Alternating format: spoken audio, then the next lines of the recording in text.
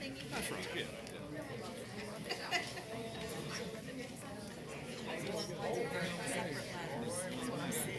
Yeah. Every single thing in opposition.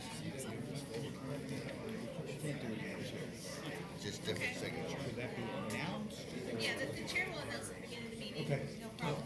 I'm standing by. It's gonna say that there's a. Oh. Okay. So we'll just direct everybody else upstairs. Thank you. He is, because he's standing.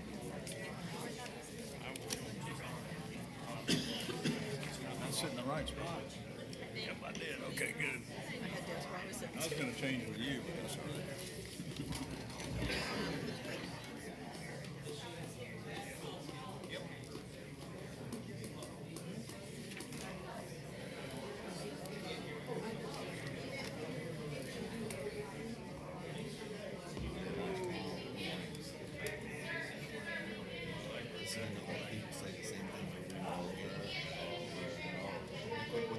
It's like, well, this is all these people. Yeah. One person wrote it. 50 people signed it.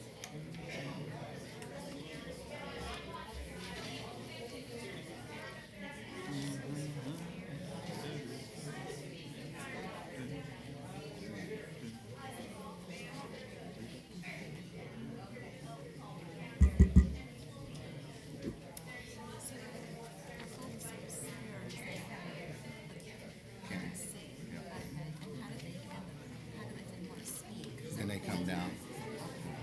We'll call them down. I've been through this before, though. All right, let's see if we can.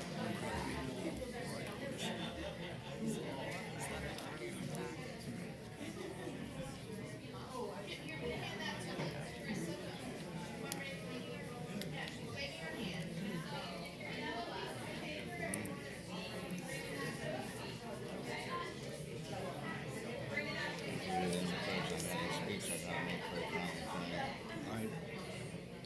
You're in control. Yeah.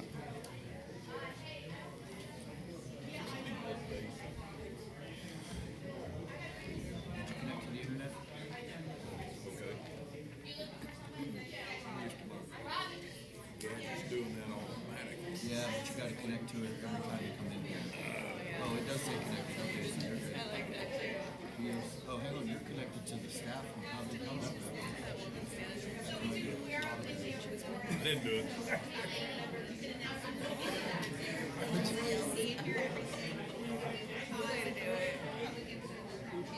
Okay. Thank you. I'm ready when you guys are. Okay, so we're on the right, okay, we're on the right date. Okay. You just had to update. Gotcha. All right, I'm golden. I'm even golden. Good morning. This is Citrus County Planning and Development Commission hearing for September the 4th, 2025. If you'd like to join us at this time, I invite you to please stand for the invocation and please remain standing for the Pledge of Allegiance. Dear Lord, please give us the grace to be understanding, patient, and tolerant. With these attributes, we can conduct our work in a manner which will be pleasing to Thee, our county, and its residents. In the Lord's name, amen. Amen.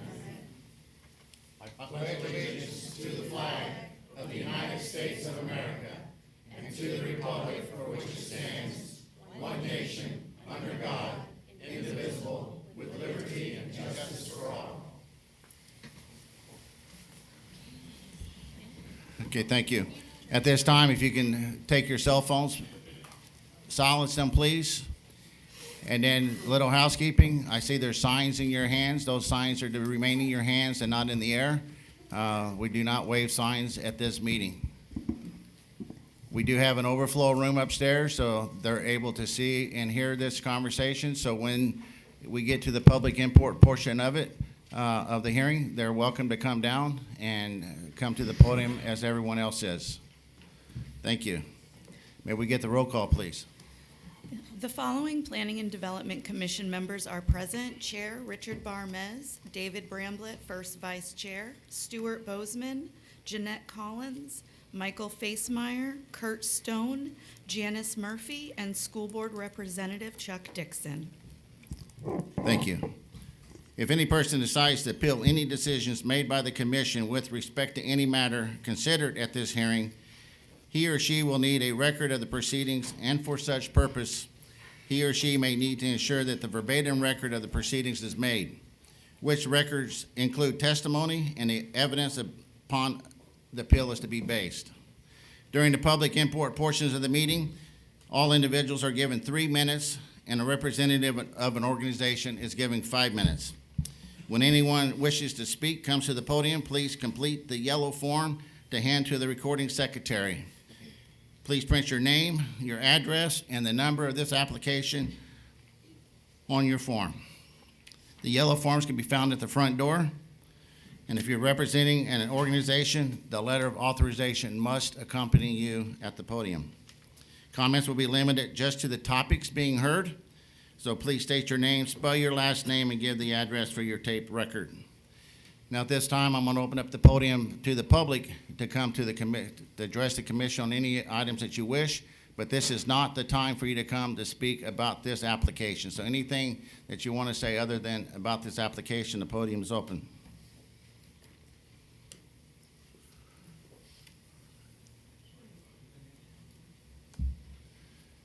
All right, no one? At this time, I'm going to close the public portion. We have a minutes to approve for June the 19th, 2025, and July the 3rd, 2025. Mr. Chairman, I move that we approve the minutes of June 19th, 2025, and July 3rd, 2025, as submitted. We got a first by Commissioner Facemeyer, a second by Commissioner Stone. Is there any discussion? All in favor, say aye. Aye. Any opposed? Thank you. Do we have any staff announcements? No, I have something at the end of the meeting. Thank you. Thank you. Ex parte communications, Madam Attorney. Good morning, Commissioners. With regard to the application on your agenda today, have you had any ex parte communications? And we'll start over at the end. Well, I guess it's not the end anymore with Commissioner Dixon. None. No. None. Site visit. None. Site visit. None. Thank you, Mr. None. Chair. Okay, great. It's time for application CPA-AA-2024-00017 for Patrick Kennedy, Paradise Meadows RV. If you can come to the podium while we get the staff introduction, please. Yes, good morning. This application is a request to change both the future land use map and LDC Atlas map from low-intensity coastal and lakes district to recreational vehicle park campground district. This is an aerial view of the subject property. This is looking north on East Citrus Springs Boulevard from east with Withlacoochee Trail, looking towards the proposed park entrance. The Citrus Springs single-family designated lots are on the left and the right. This is looking north on North Tall Pines Terrace from east with Withlacoochee Trail. This is looking east on East with Withlacoochee Drive from the intersection of North Tall Pines Terrace. This is looking west on East with Withlacoochee Drive from the intersection of North Tall Pines Terrace.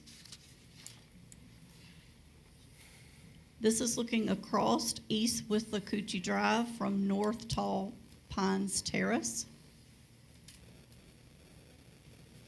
This is the master plan submitted by the applicant. Thank you. Thank you. Good morning, sir. Good morning. Patrick Kennedy. My address is 126 Fiegel Avenue, Pomona Park, Florida. I'm here on behalf of the applicants. I'm just going to kind of set the outline of how we'd like to present our case. We're first going to have the applicant, Mike Smith, come up and speak to the vision, what it is not, and then we would like to present our technical planning presentation, which I will handle, and we have our engineer and our wastewater expert here as well to provide testimony on those elements of the plan. So with that being said, I would like to introduce you to Mike Smith. Cheryl, are you able to pull up his PowerPoint? Thank you. Good morning. Good morning. I'd like here to address the concerned folks. Please go Board. ahead, Mike, and state your name again for the I'm sorry, public. my name is Mike Smith. I'm the owner of the project, Paradise Meadows. My wife and I, Robin. I'm here to address the concerned folks and board and staff, and I appreciate allowing us to present our presentation. Now, about our project. We have searched all over Florida for 2 years, searching for the needle in the haystack, looking for a pristine, nature-packed, tree-laden, heavily shaded remote property to fulfill our unique vision. When we encountered this property, it literally took our breath away. We had finally found it. We are nature lovers at heart, and we are also RVers, and have researched this industry for 4 years, identifying all of the industry's shortcomings, same as you have, is definitely lacking in the public eye, as well as campers having to settle for something unfortunately less than imaginable. So our nagging question was, why hasn't this industry built or designed something the campers really want? A nature-loving resort in a shady, cool forest with spacious private RV sites and having Mother Nature as a neighbor. That's real camping, creating tranquil, lasting memories. The property is actually located 350 feet off of Highway 39. Most RV parks you can see from the road, but Paradise Meadows is secluded. Even the 3 residents are secluded with an 8-foot cedar privacy fence we plan to use, as well as a 75-foot buffer, which is expanded 60 feet more than what is required to enhance harmony and maintaining compatibility. Now let's talk about your concerns, which I totally get and appreciate. I have read every letter and documented all concerns from the 28 residents that supplied letters. The number one concern, which is mine as well, is safeguarding the prize with the Coochie River. If you listen to our presentation with an open mind, I know it's hard, bear with me, you will hear and see what we are doing in an overabundance of caution here, and you will see that we have resolved and eliminated yours and our fears. And we most effectively safeguarded this beautiful river for our part in every shape, form, and capacity. Scott Forrester, which is here as one of the experts from on-site, will elaborate on this in detail. The number 2 concern, which goes hand in hand with the river, is wastewater, and we have engaged on-site performance to resolve and eliminate all concerns. Their system and track record around water bodies is astounding and remarkable. Scott will also go in more detail here. The number 3 concern are stormwater runoff, and we have engaged Half Engineering as a leader in this field that has studied our property and topography along with swift mud requirements. They have created a viable solution and safeguard. I will have Brett talk about that in detail. The number 4 concern is traffic on Highway 39.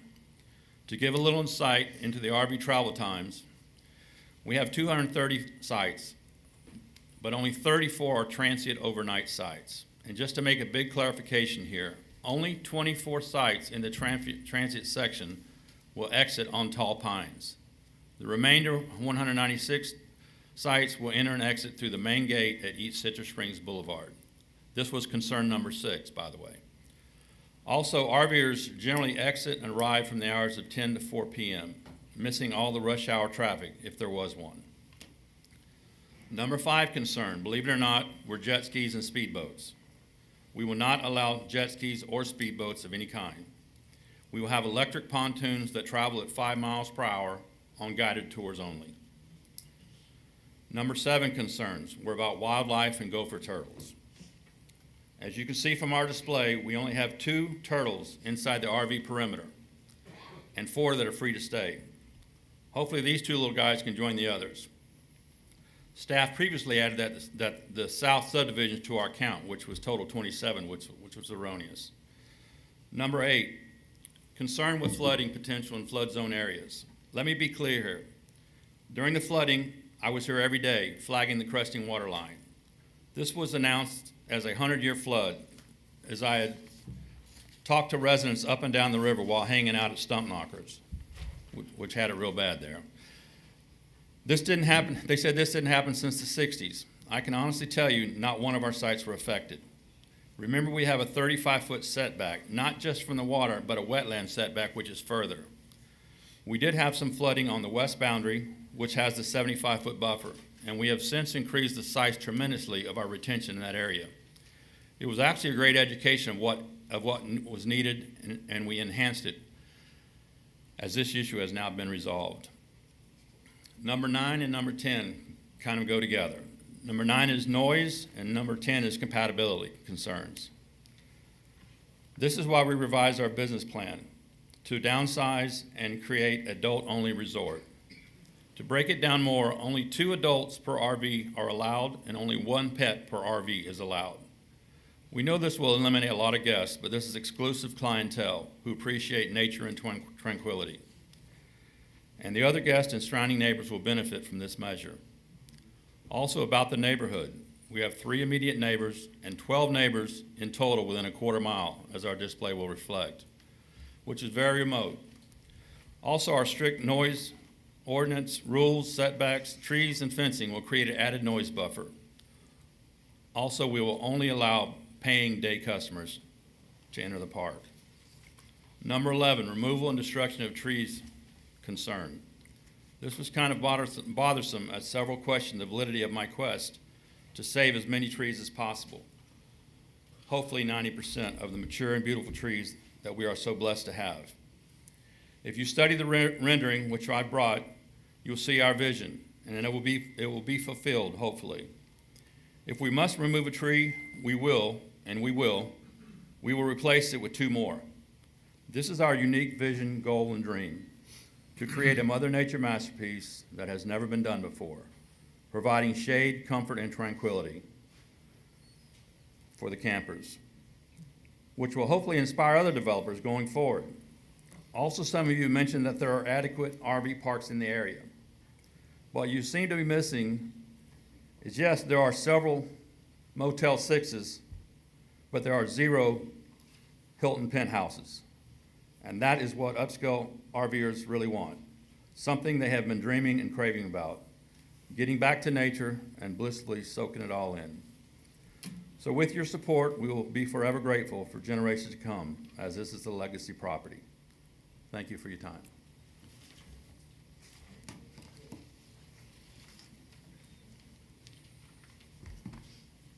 Thank you, Michael. And how do we progress the slides? I just ask you when I'm ready. Okay. You can go to the next slide. That's just another aerial. The third slide is just a summary of what Mr. Smith just told you. The objective is to create a beautiful, picturesque, one-of-a-kind RV, not a stripped-down, equity-financed investors project. Mr. Smith didn't mention this to you, but he's actually building a house in Citrus County in the Crystal River area. So he's going to be a resident in Citrus County.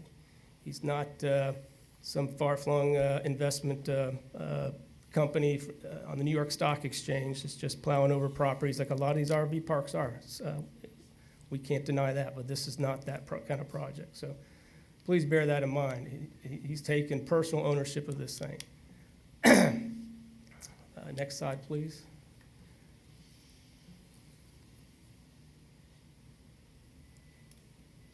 Next slide, sorry. Oh, just a little pause there. Again, that's what it's not going to be.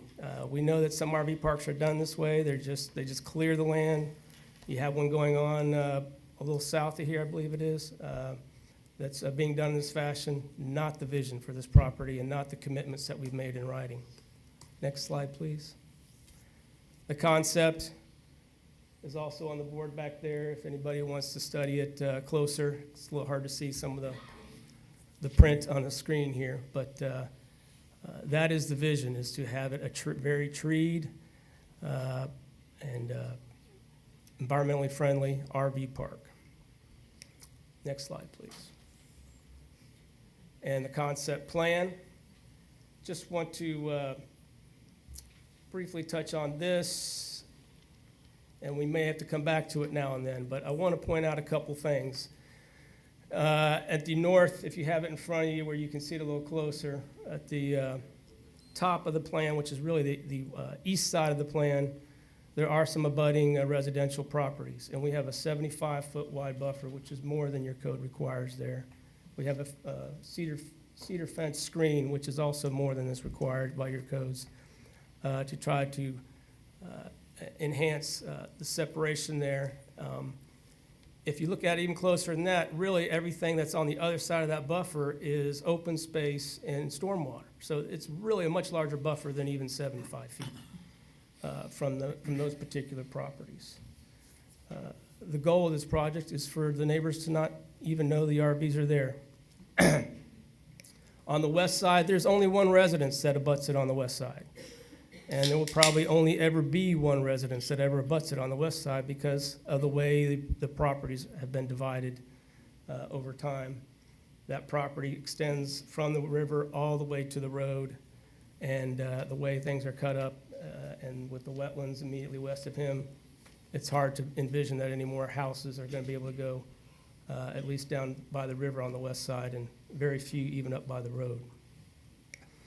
But you can see, if you look at the top of the project, which is the right side of the plan when you lay it out this way, up by the, closer to the roadway, that's what Mr. Smith was speaking to.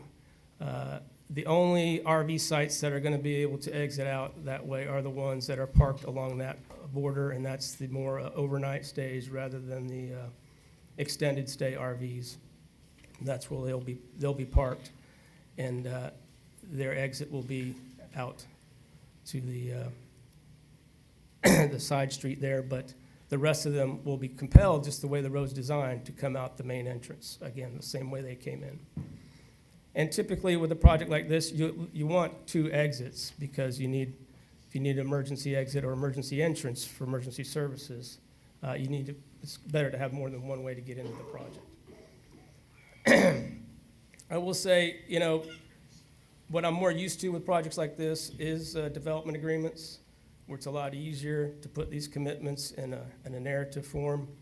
But we've tried to put everything we possibly can on this master plan to show that we're committed to do all these things.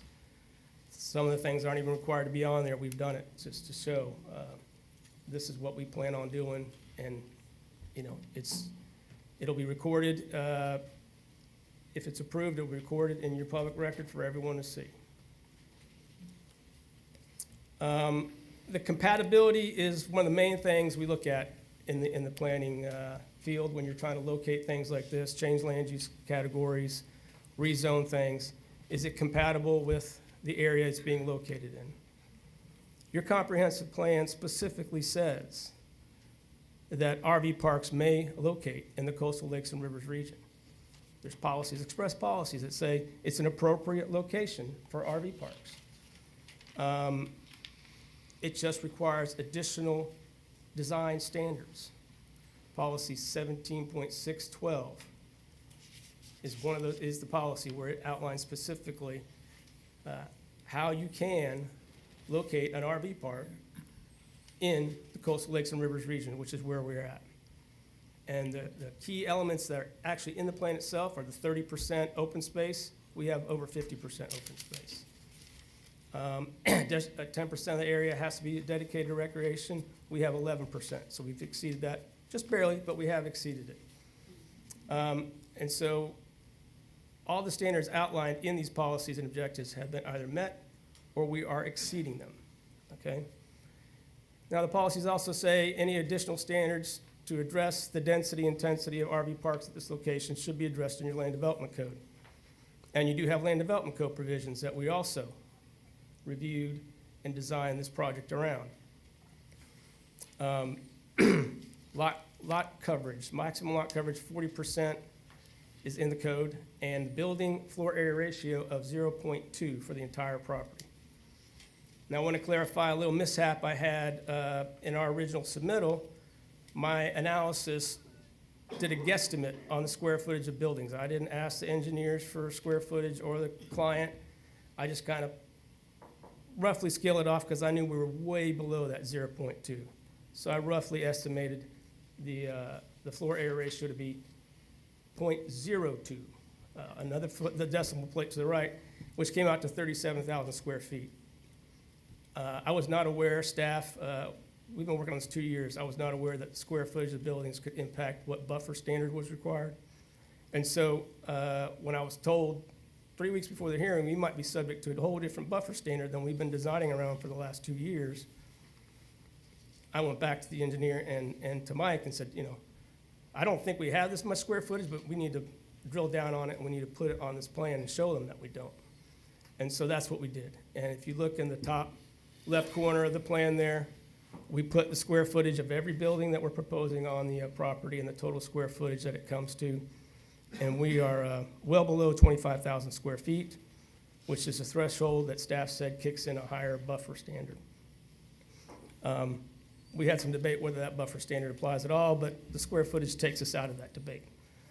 And so we exceed the type C buffer standards at the end of the day with the widths and with some of the fencing that we're proposing that isn't technically required.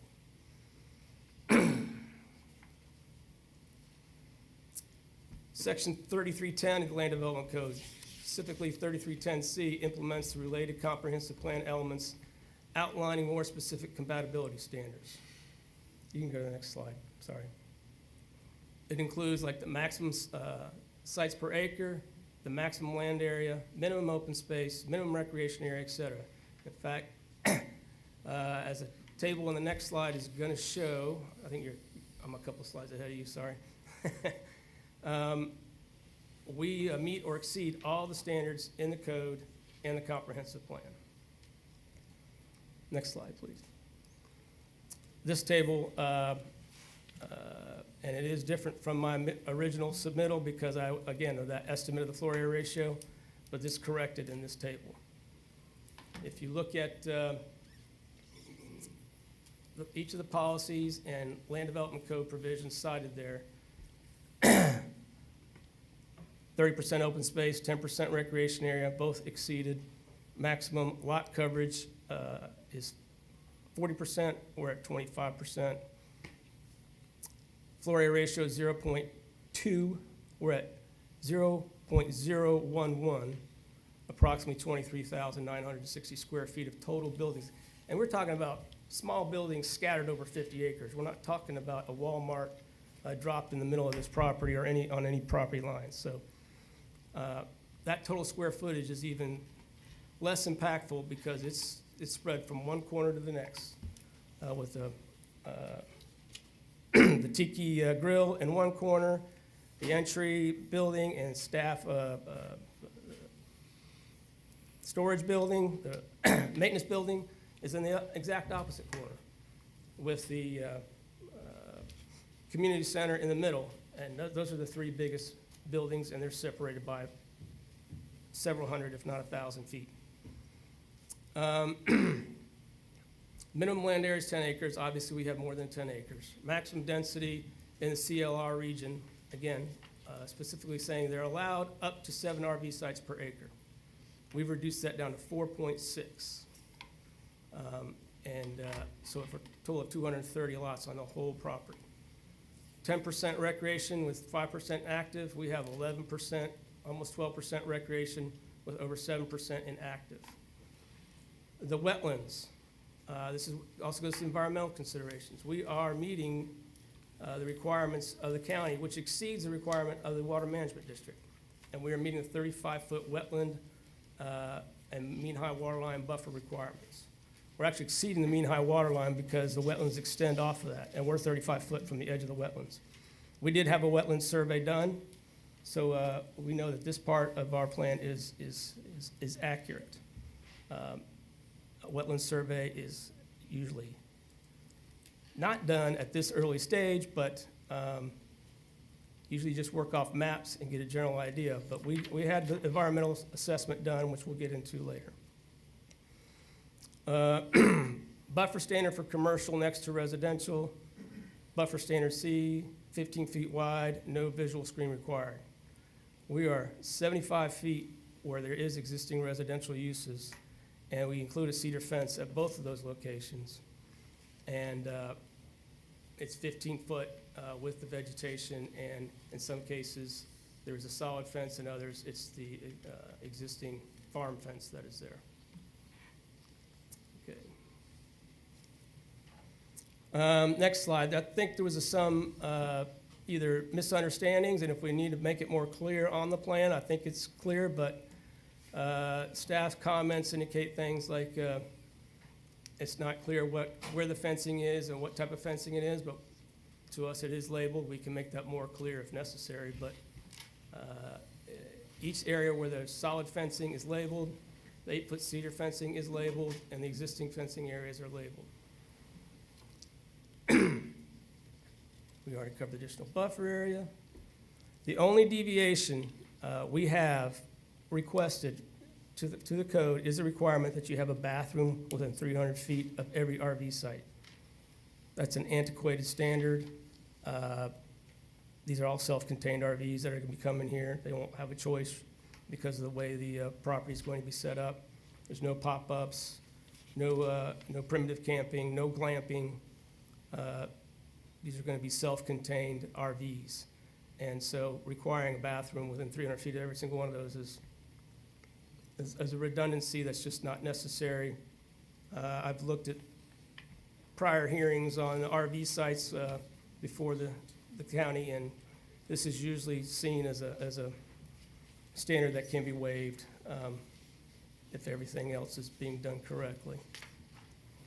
Next slide, please. Oh, yeah, that's fine, leave it there, but the last item on that slide, there was a comment about our drainage area buffers. If you use a scale on our plan, we meet the requirements of the code as far as the setbacks and separations of buffering. But this is a master plan. It is not the site plan for permitting.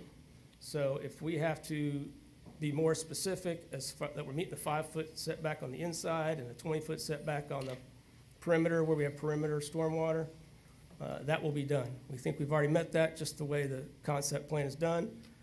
But staff questioned that issue, and we have, by our submitted plan, met or exceeded the requirements in that regard. And certainly when it comes time to permitting, we will make sure that happens, or we won't get the permits, obviously. Again, this is the abutting residential. And it's just, I wanted to offer this to show we do have some neighbors on either side. But as you can see on the west side, that property extends almost the whole boundary line of Paradise Meadows, with the house being right at the river. So there's going to be little chance of any houses locating next to this RV park on the west side, other than that one. And it's going to be also significantly limited on the east side because of the way the property's been cut up. But there is a potential for at least 2, maybe 3 more houses on that border. Obviously, there's some lots that go further to the east. If you can show the next slide. That shows some of the existing houses. This just is a little over a quarter mile out. That's the houses that are within a quarter mile of this property, east and west, and you can see south as well. South looks like it should have a lot more houses, but there's just none in there. It's one of that Citrus Springs master plan, but no one's built any houses in there at this point in time. So that just shows you that we are secluded from residential compared to many of your other RV parks, which are butting up right against existing residential communities. Next slide, please. This is a wider view. I believe a lot of the people who've been commenting are from the neighborhood to the east there, and we'll get to some of the details on that, but that just, didn't want to leave them out, but we did, like, they aren't there. We know they're there, and they're definitely in here. We know they're there, but most of those folks are anywhere from a half mile to 3/4 mile away from this project. So the likelihood that they will be directly impacted is very slim to none. I think we can demonstrate that.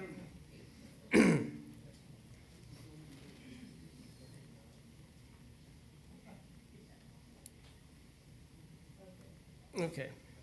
So, we talked about the type D buffer. We talked about, this, you can see the proximity of existing residences and the potential for additional residences is very limited.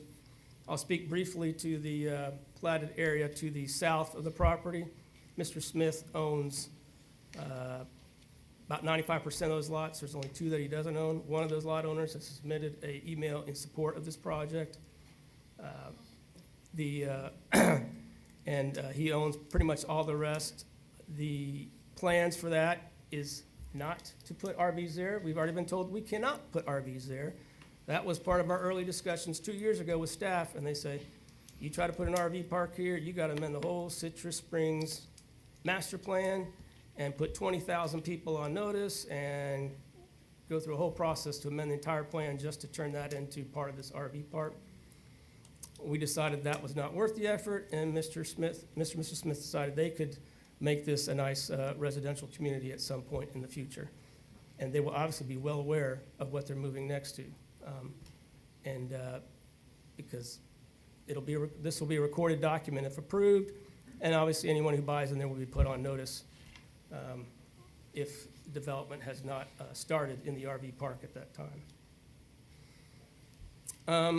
Getting to the compatibility thing, if we could go to the next slide, please.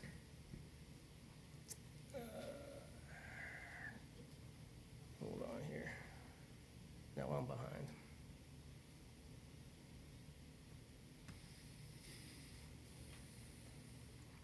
We've been over this. I just want to cover a couple things. That's already discussed the type D. So let's go to the next slide. One of the things we did, and we make sure to do when we were looking at locating it in the coastal lakes and rivers region, is we looked at your current future land use map and your current location of your RV parks. And I would say a majority of them are located in your coastal lakes and rivers region. So to say that an RV park doesn't belong in this region is just not accurate. It's not historically what's been done in this county. I believe there's even case law to that effect that says Citrus County has demonstrated that this type of development can work in the coastal lakes and rivers region and in residential areas. We don't even consider this, there are residences here, but it's not a heavily developed residential area. But it is the coastal lakes and rivers, we can't deny that. But again, your comp plan addresses that. If you go to the next slide, this is just 2 examples of RV parks that have been improved, where map changes were made from the CL to the RVP. Trails End RV Park is on that first slide. The Preservation Point, which is just under construction, is on the next picture there. You can see there, they're surrounded. They're in the middle of the CL region, CL future land use, CLR region, some of them butting right up against conservation and right on the water as well. Next slide, please. 2 more examples. This is Nature's Resort and Sun Retreats, Homosassa River, which are on both sides of Homosassa River there. Again, they're butting up against conservation areas and water and surrounded by the CL future land use. They went through map changes to get to this point, which is all we're asking for as well. The one to on the right side of that slide is Crystal Isles RV Resort. Another one that had a map change. That's a 32-acre RV resort with 280 RV sites and 12 cabins. We were told we're not even allowed to have cabins, so we took them off our plan. This one has cabins in your CL, in your coastal lakes and rivers region. Other examples, well, I think we covered Sunshine RV Park. It was a recent approval by your Board of County Commissioners to change that land use to RVP, to allow an RV park. That was just done recently in 2023. So again, that's just 6. Sun Retreats, Trails End, Preservation Point, Nature's Resort is another one. These are all located, similarly situated in the middle of CL regions, CLR regions, and conservation areas and along the waterways. When you pull out the whole future land use map, you can't make sense of it because it's just too big. So that's why I just try to focus in on a couple of them just for examples. But if you do study that map, all this bright orange is almost all exclusively abutting up against water or in the coastal lakes and rivers region. There are a few that are on the fringes of that. So to say it doesn't belong in the coastal lakes and rivers region just isn't accurate. It needs to be done correctly, and we believe we've done all that. The environmental concerns that have been raised that are required to be addressed and raised by many of the public, interested public, concerned public, have all been addressed in this plan. There are no wetlands impacts other than one pier crossing for a boathouse, which isn't really an impact if you design it correctly. There'll be no mitigation required. But even then, it's minimal, and as staff report says, it's got to have this certain gap in the boards and all that so that you can have water flowing through and onto the wetlands the way it normally does. So we will design it in accordance with code. We've already covered the go for tourists thing in the first iteration and the second iteration. They keep mentioning 27 tourists. There are not 27 tourist burrows on this property. There are maybe 6. They're right on the border, most of them. 4 of them are completely out of the way, even if you consider them to be on the property. And the other 2 can be easily relocated, probably elsewhere on the property, without having to relocate them to a whole other area. But to go for tourist relocation is an appropriate mitigation, but we will try to avoid those, and we will do an updated survey before we pull permits, which I imagine your staff is going to require. So we will confirm nest locations and that we're avoiding them before any permits are pulled to start moving dirt around in there. We talked about the wetland buffers. We've talked about tree preservation. The only protected species located on the property, and we had a professional environmental consultant do an environmental assessment report. The gopher tortoises were all that was found. And again, we've already discussed, we'll have minimal to no impact on those gopher tortoise nests. Burrows, I guess is the correct word. If you go ahead a couple slides. Next slide, please.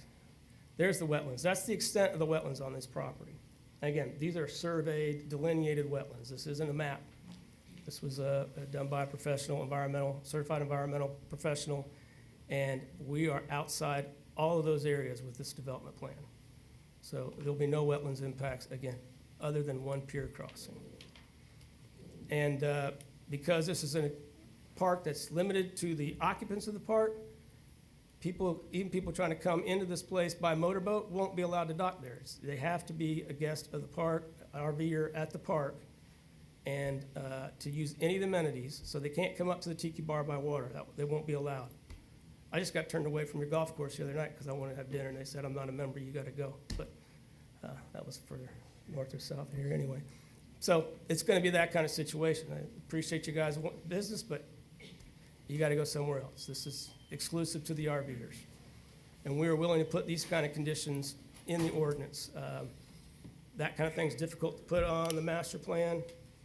Again, that approach to doing this kind of projects is a little clunky, but again, we're willing to put these commitments in writing wherever it makes sense to you guys. Next slide, please. That's the gopher tortoise map of the actual gopher tortoise on this property. It seems the other 20-plus gopher tortoises prefer the higher sandy part of the subdivision. They want to live in the subdivision, so like everybody else, I guess. But when the time comes to develop that, they'll be treated appropriately, obviously. Next slide, please. This is the area of special flood hazard map from your GIS. We have designed all of our buildings to be located outside the special flood hazard area, except for the Tiki Grill, obviously. But your code does not prohibit development in the flood hazard.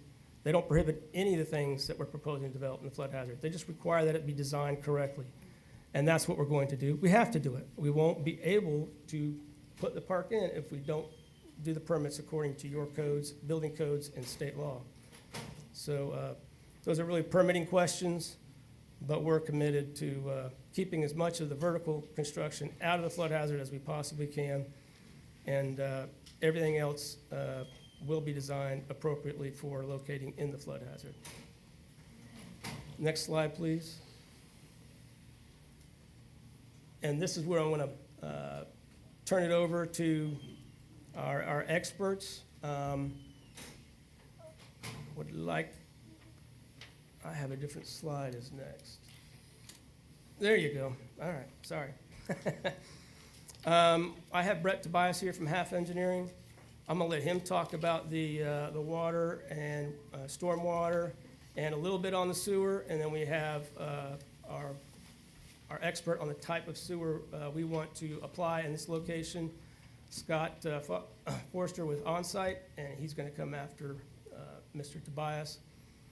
But I just wanna make it clear, staff report says we will need a variance to use the existing well that we propose to locate one of the wells. Well, we're already considering relocating, but even if we're gonna use that same well site, there's no variance. You have to do it according to current code.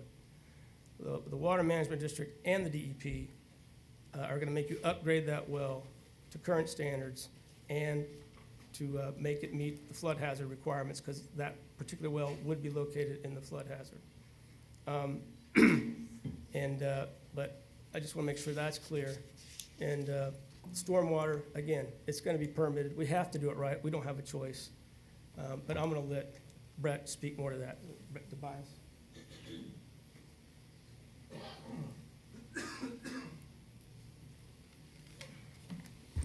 Thank you, Patrick, and thank you to this commission for hearing our application. My name is Brett Tobias with Half Engineering Consultants, 902 North Sinclair Avenue, Tavares, Florida, 32778. Patrick asked me to speak about two things this morning, the first being stormwater, the second being potable water. I'd like to start out with stormwater. Stormwater design has two main components. It has what's called water quality, and it has what's called water quantity. Water quality is involved in how clean is the water that leaves the site. This speaks to the pollution concerns raised by local residents. These are governed by state and local standards that are very clear calculations that have to be run to show that we meet these requirements. The stormwater that's shown on this site is a master plan level stormwater design. It's based on preliminary geotechnical borings across the entire site to size and locate those ponds. However, the entire site will have to go through a construction level permitting process with both county and the state, whereby the state will review all those calculations to determine that they are in requirements with state standards for water quality. They will perform the same review and have the same requirements for state water quantity standards, which is how much water is leaving the site, how fast is the water leaving the site. These are also dictated by state and local codes, and we will be required. It's not a suggestion. We're not committing to do it. We're required to do it by state law and by your code to meet those requirements, and those requirements will be met at the permitting level, construction level drawings of this site. The next thing I'd like to touch on is the potable water component. Your code requires that a site such as this is off of a central water system, that the sites cannot have individual wells. This utility system as proposed for potable water would be a double well system so that there is redundancy. It has to be permitted through the Florida Department of Environmental Protection. There is a permit that lives with that project forever. There's an operator that has to maintain and operate that equipment where it pumps the water out of the ground and it treats it, and that permit is required to be renewed through the Florida Department of Environmental Protection on a regular basis It is functionally the same as if a municipality went to build a water treatment plant, just on a much smaller scale. It meets every definition of a central water system by state guidelines. I'm going to touch just for a second on the sewer system. The sewer system being proposed is on-site distributed sewer system. It is recognized by the Florida Department of Environmental Protection as a central sewer system. It is admittedly relatively new technology, but it is currently being used across the state of Florida for many septic to sewer projects. The state is giving taxpayer dollars in grant money to switch over to these types of systems and get people off of septic onto this because it is considered a central sewer system.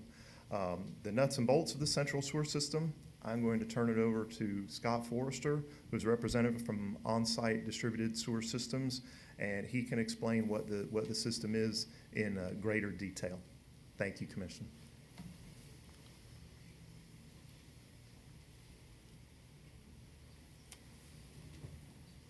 Good morning, Commission. So I'm Scott Forster, 801 International Drive, or that's Lake Mary, Florida. So we specialize in distributed sewer technology. It is permitted and regulated by the Department of Environmental Protection as a type of domestic wastewater treatment facility.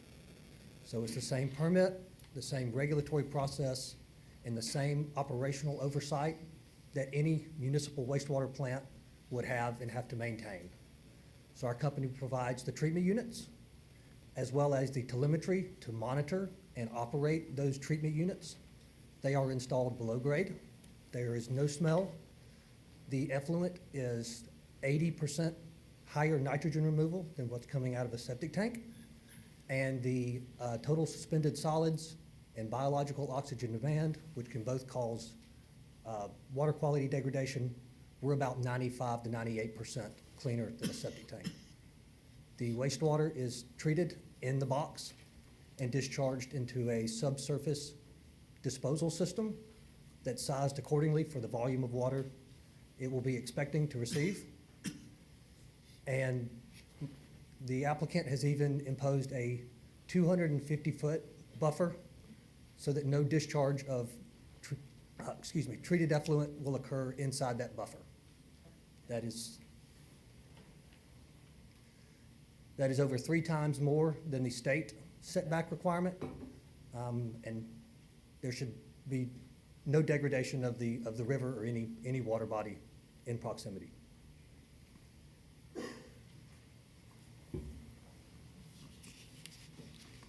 Okay, and just for further clarification, the water and the wastewater will have to have licensed individuals who are overseeing, same as a municipal system. They have to have a minimum licensing standard. There are monthly reporting, same monthly reporting, quarterly reporting, annual reporting that a municipal system is required to do on the water and the wastewater will have to be done with this project as it is proposed. So I just want to make sure that it's clear. It, by statute and by regulation, meets the standards for a central wastewater treatment solution. Okay, and we can bounce forward a couple slides to try to wrap this up for you. The cultural resources. I was a little taken aback when staff said they had concerns with the cultural resources. We offered this in full transparency of how we're trying to do everything right with this project. It's not even required at this stage to provide this kind of information, but we did because we found the base of an old boom crane from the mine that used to be there, and so we said, well, let's just point out the history of this property and how one of the things we plan on doing with that boom crane base is it's going to be a feature in the property. So the only historical artifact, if you will, left by the mining industry is going to be preserved. It's going to be left in place as an aesthetic, but also for practical reasons, because that thing is huge. And so moving it would be an undertaking. But the talus that's referenced in that report is literally rock waste. That's what talus is. It is the waste from stripping that land and the shoreline of the river when they had a phosphate mine there. There's no cultural or historical significance of talus. I did, because I wasn't prepared to do a full-blown archaeological assessment, I did contact a consultant, and he said if that property is part of a strip mine, anywhere they did the strip mining, it's gonna have no cultural significance. It's considered to have been, if there was any, it's been wiped out by the mining operations there. So there is no cultural issues, but that being said, we are willing to revisit that with a survey from a certified archaeologist to put everybody's mind at ease prior to permitting. But again, a permitting issue, not a rezoning issue. So I just wanted to briefly touch on that. And then finally, want to close out. Next slide, please. Dollars in the local economy. Your comp plan does have an economic development element, which isn't really spoken to in the staff report, and that's understandable. Most staff reports don't get into this, in my experience, and that's fine. It's not not always the driving concern for anybody who's looking at these projects from your seat. But I think it is important to note that this will have a very positive economic impact. The tax base will be significantly increased, property tax base from literally no taxes being paid on the 50 acres to well over $80,000 a year potential. The sales tax, I have those numbers on the next slide there, but the jobs created, we're going to have 40 full-time employees at the property, some of them with management level pay. So there will be employment. There'll be local employment. Mr. Smith isn't bringing anybody from his team to this project. It's literally a mom and pop business who's going to live here in Citrus County, hire people from the area, and they're going to take personal ownership of the thing. I can't emphasize that enough. This isn't somebody who's going to go hide somewhere else and defer to the on-site management. They are going to be hands-on with this project. But let's see here. I did, in my sales tax analysis, I have it at $75 per night and $86 per night in the tourist development tax. The 87 is the correct number, but still it gives you a rough idea of the sales tax revenue that's potential on an annual basis at 68% occupancy, which is the average in the industry. So it's not a small number. It's a very significant contributor to the tax base. You're looking at over $500,000 in sales tax and tourist development tax on an annual basis. So that's not small numbers. And $80,000 in property taxes and assessments. And that's me guessing at what the valuation might be based on the way another RV park's been valuated. But it is smaller in acreage, although it has more RV sites. That's the Crystal Isles RV Resort. Is currently valued at $5.1 million. And that's a 32-acre site with 280 RVs. So I just use that as my way to guesstimate on the property tax impact, but it could be higher than that. But I imagine it's going to be at least equal. And then, again, there are certain things that just are difficult to put into a master plan.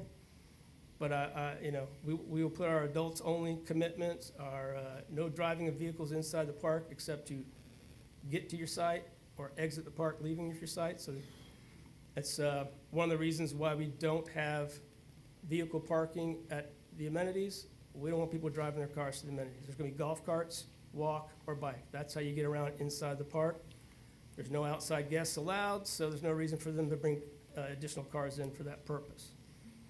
Again, we're willing to put these commitments in writing as necessary. No motorized boats. Again, I guess we could put all these on the master plan if that makes sense. It's just not a typical item, but we're willing to do that. There'll be no boat launch on the property, so people won't be allowed to bring their boats in, or their Sea-Doos or in and launch from there. It's going to be just the park-owned pontoon boats that were mentioned earlier. There's going to be no unmuffled straight pipe vehicles permitted. A lot of motorcycles and some trucks, that have a straight pipe, loud sound, because they like to feel the rumble and the sound in their vehicle, and that's great for them, but it's not going to be allowed in this park. We would like to note that we will make adjustments to the master plan, but we want to put in commitments because we didn't have time to make the adjustments before the hearing. Staff wanted to make sure we had a return for golf carts in the southeast corner where there's some amenities they can go visit by golf cart, but it appeared they'd have to go back down a one-way exit there to get to wherever they're coming from. And we will put a return that connects with the roadway on the other side for golf carts only. And we're going to make that change as a condition of approval, obviously. And the active exercise equipment in the perimeter buffer was an unintentional, that can be edited from the plan. And, again, state law, your laws require that we do the sewer utility and water utility in accordance with the design requirements for centralized systems and the monitoring and oversight that comes with that. We can put that in writing, but it's already in writing. We can't do this without doing it correctly. So, again, that's our presentation in a nutshell. We would like to hear from the staff and the public, and if we hope we have an opportunity to respond to any concerns that may have been raised that haven't already been addressed here. So that's the end of our formal presentation. All right. Does staff have any questions for the applicant? Yes, sir, thank you. There was a lot of talk about the 75-foot buffer for compatibility. Cheryl, can you go, I think it's slide 6 in his presentation, but this is master plan. Thank you. Go away, whoops, too fast, there you go. Okay, so the 75-foot buffer is only a very small part of the eastern boundary. So how are you addressing compatibility on all the other perimeter areas? Well, we have a 75-foot separation on the western boundary where there's an existing residence as well. And we are meeting your code requirements for a type C buffer, which is what we were told by you, and it says in your code is what's required along those boundaries. Our plan meets your code requirements everywhere else. Okay, so you're doing the minimum 15 foot. I see the cedar fence, and I see existing fence. Is the buffer inside or outside that fence proposed? It's shown as being on the outside, but we can put it on the inside of the vegetation if that's a concern. Okay, so you're doing the 15C on the other areas. The area on the south side, well, it's the bottom of this, but it's actually the west side where you're talking about that separation actually has your golf cart maintenance facility right there next to the buffer. So I don't really think you have that kind of separation. No, down near the only house on the west side is the bottom corner there. There's a stormwater pond in that area. Okay, so you're addressing compatibility with existing residences, but not all the other vacant residential lots? Oh, we are. We're addressing it through your code requirements with a type C buffer. That's what your code requires. With the 15 foot, okay. I know you had some comparisons to some RV parks in Homosassa and Crystal River. This is a very, very quiet part of the county, and the Withlacoochee River in this area does not have any non-residential uses. So you saw a lot of the public input was about that. I saw the word peaceful. That's a very good description of the river in this area. Can you address impacts to the river in this area and some of those concerns? Well, again, this is RV parks designed around being compatible with the river, and that's why the density is well below what the maximum is actually allowed. We don't want to get all the way to 7 units per acre, so we reduced our units per acre. We're exceeding your tree standards, and we're going to try to preserve every possible tree we can. So the greenery, the peace and quiet will be enforced through the hours of operation, through the type of RV park that it is. It's adults only. So, it's going to be, the whole intent is for it to be a quiet, back to nature experience for the people who are there. So the Tiki Grill is just a place for them to eat. It's not going to be party central. It's just a quiet quite frankly, some of the recreation amenities are added, but they were added because your code requires we have a certain amount of active recreation. There's more interest in making this a very passive, a natural experience. So, but, you know, there's bound to be some pickleballers out there these days that might enjoy the pickleball courts and things of that nature. But the whole design is very well treed. It's very well separated from existing residences, and it meets your requirements for buffering on all the other boundaries. So we've met your code requirements for locating it in this area, and we've exceeded it in some ways. So that's what we've done, I guess. Okay, you're talking about the county code when you say your code, right? Okay. The catch and release pond, you didn't talk about that. It looks like it's going to be a wet retention area. Is that what your plans are? It's really close to the water. How are you going to address any concerns about that? What are the concerns? You don't see digging a hole and making a pond that close to the river as a concern? Well, I'd have to let the engineer speak to that. Like he said, there may have to be some adjustments, but the elevations and the layout of the property was considered in locating a pond there. Okay. But he can speak to that more specifically if you need him to. I'll admit I'm not an engineer. I'm not playing one on TV today, so that's fine. I had a question about the sewer. It looks like I heard him say that DEP is going to be regulating it. That's good. I knew you hadn't talked to our county people, but it sounds like it's going to go through DEP.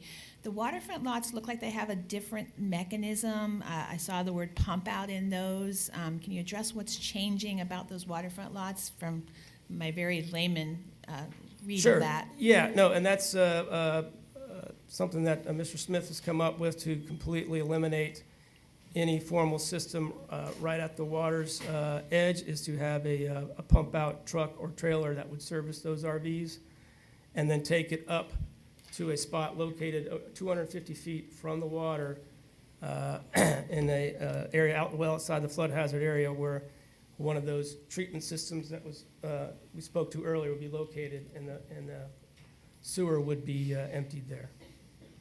But that's one possible solution.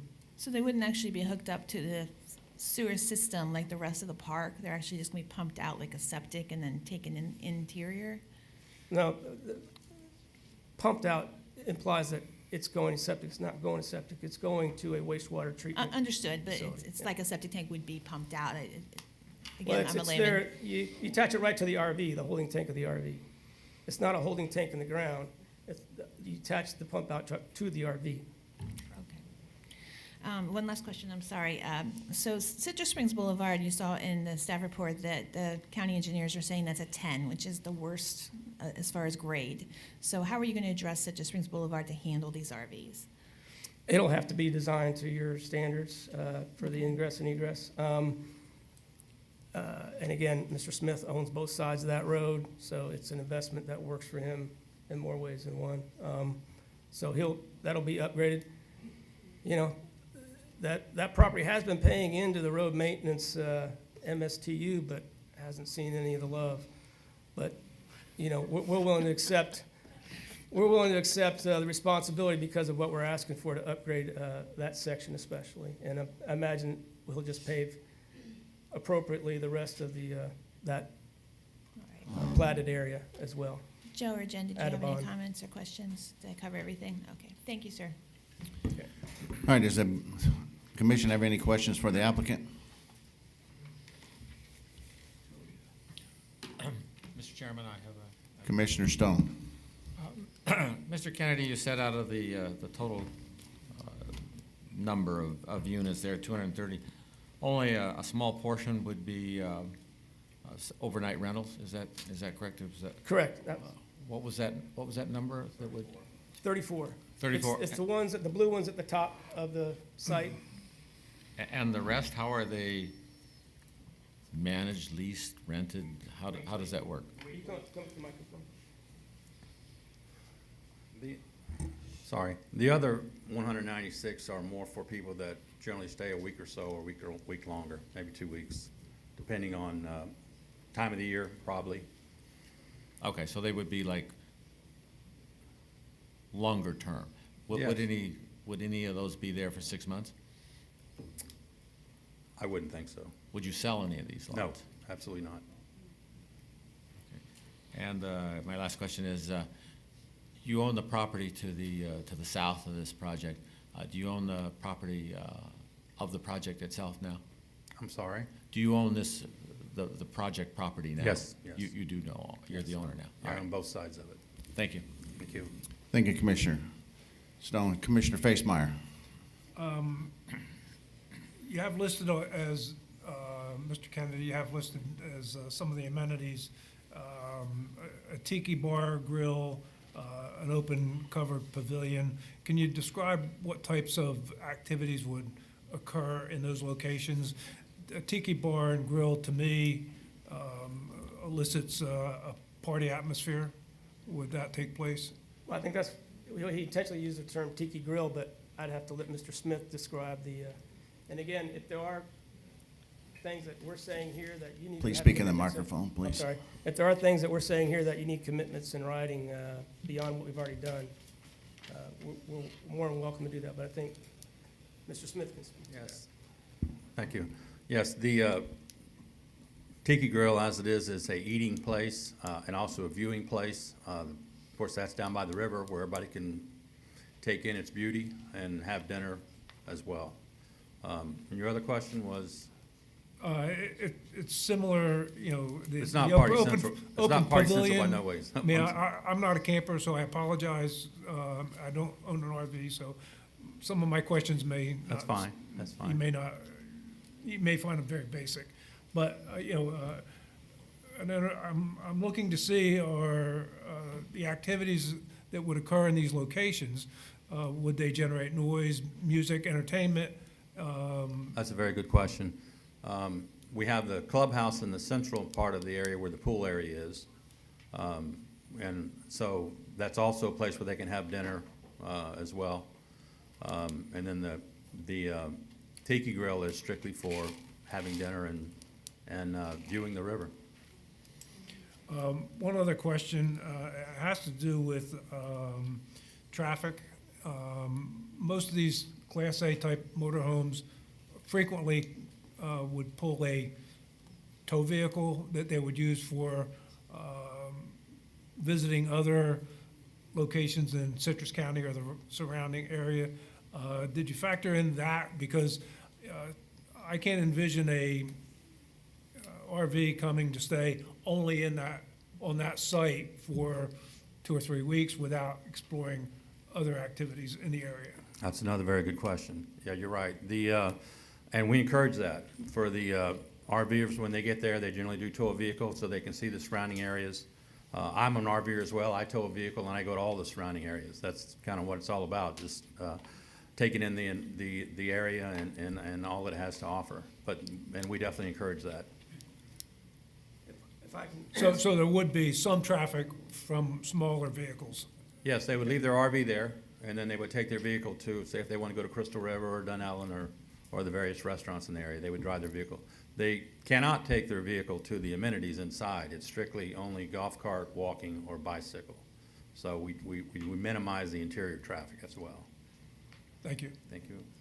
And just, there is, in my memorandum, there is a brief traffic analysis of the traffic created by a typical RV park according to the ITE manual, which is the standard for at least initial assessments before you do an actual traffic study. And the trips per RV site is 0.27 per day is what it comes out to, which is less, and a typical single-family residence is 0.96. So an RV park site, individual site, creates a third less traffic than a single-family residence coming and going from the park. Thank you, Commissioner Facemeyer. There's studies, I'm sorry. Huh. I didn't write the manual. I just. Commissioner Bozeman. So the primary access to the facility is going to be Citrus Springs Boulevard, is that correct? Yes, sir. And you are, if I heard you correctly, are in agreement that you will upgrade that particular road, and it's 300 feet approximately all the way back to the site? Yes. To include turn lanes on and off of County Road 39? That'll have to be determined by traffic and your public works folks, if that's a requirement. That weighs heavily. That weighs heavily on some decision. Okay. Because the County Road 39 is an older road, 2-lane, no shoulders, and you're proposing to put 45 to 50 foot, the Class A diesel pushers, towing a Jeep, towing a whatever on those roads. I mean, that's going to happen. Okay, Yep, I mean, if it has to happen. we No will do output, it. please, from the audience. Thank you. it's my turn. Yep. So the secondary would be, what's the other road called? Tall Pines? And that's exclusive for the extended stay people? The short stay people Short stay. in the 25 sites at the top of the property. It also serves as an emergency secondary ingress, egress if necessary.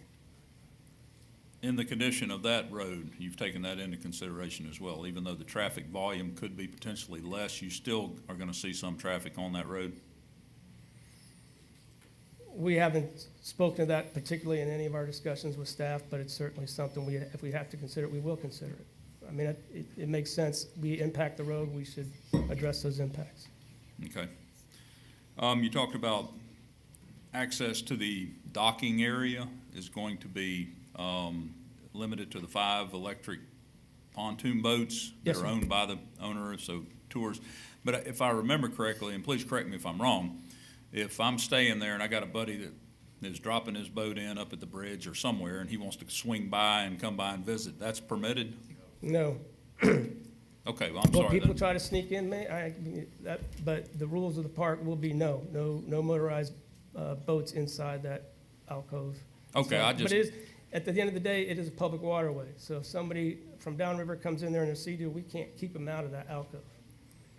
But they correct. can't dock. And Okay, so they're not gonna be The allowed tiki grill to will not dock. be an attractant for motorboaters because they won't be allowed in. Okay, all right, well, I stand corrected, because I understood it as if you had a guest, they could access No. that site. Okay, just want to be You clear have to on be that. staying in the park. Yep. Extended, I think you covered that, 196 sites, is that correct? The extended stay sites, meaning I can pull in there and stay for however long I want to pay? Well, to maintain its character as an RV park, it has, by state law, it has to be 6 months or less, your stay. Oh, well, some of the other parks that you demonstrated on there, and I'm very familiar with one of them in the Homosassa area, because I used to live there, Nature's Resort. There are permanent Yeah, residences that in there. won't happen here. I'm familiar with the old park models.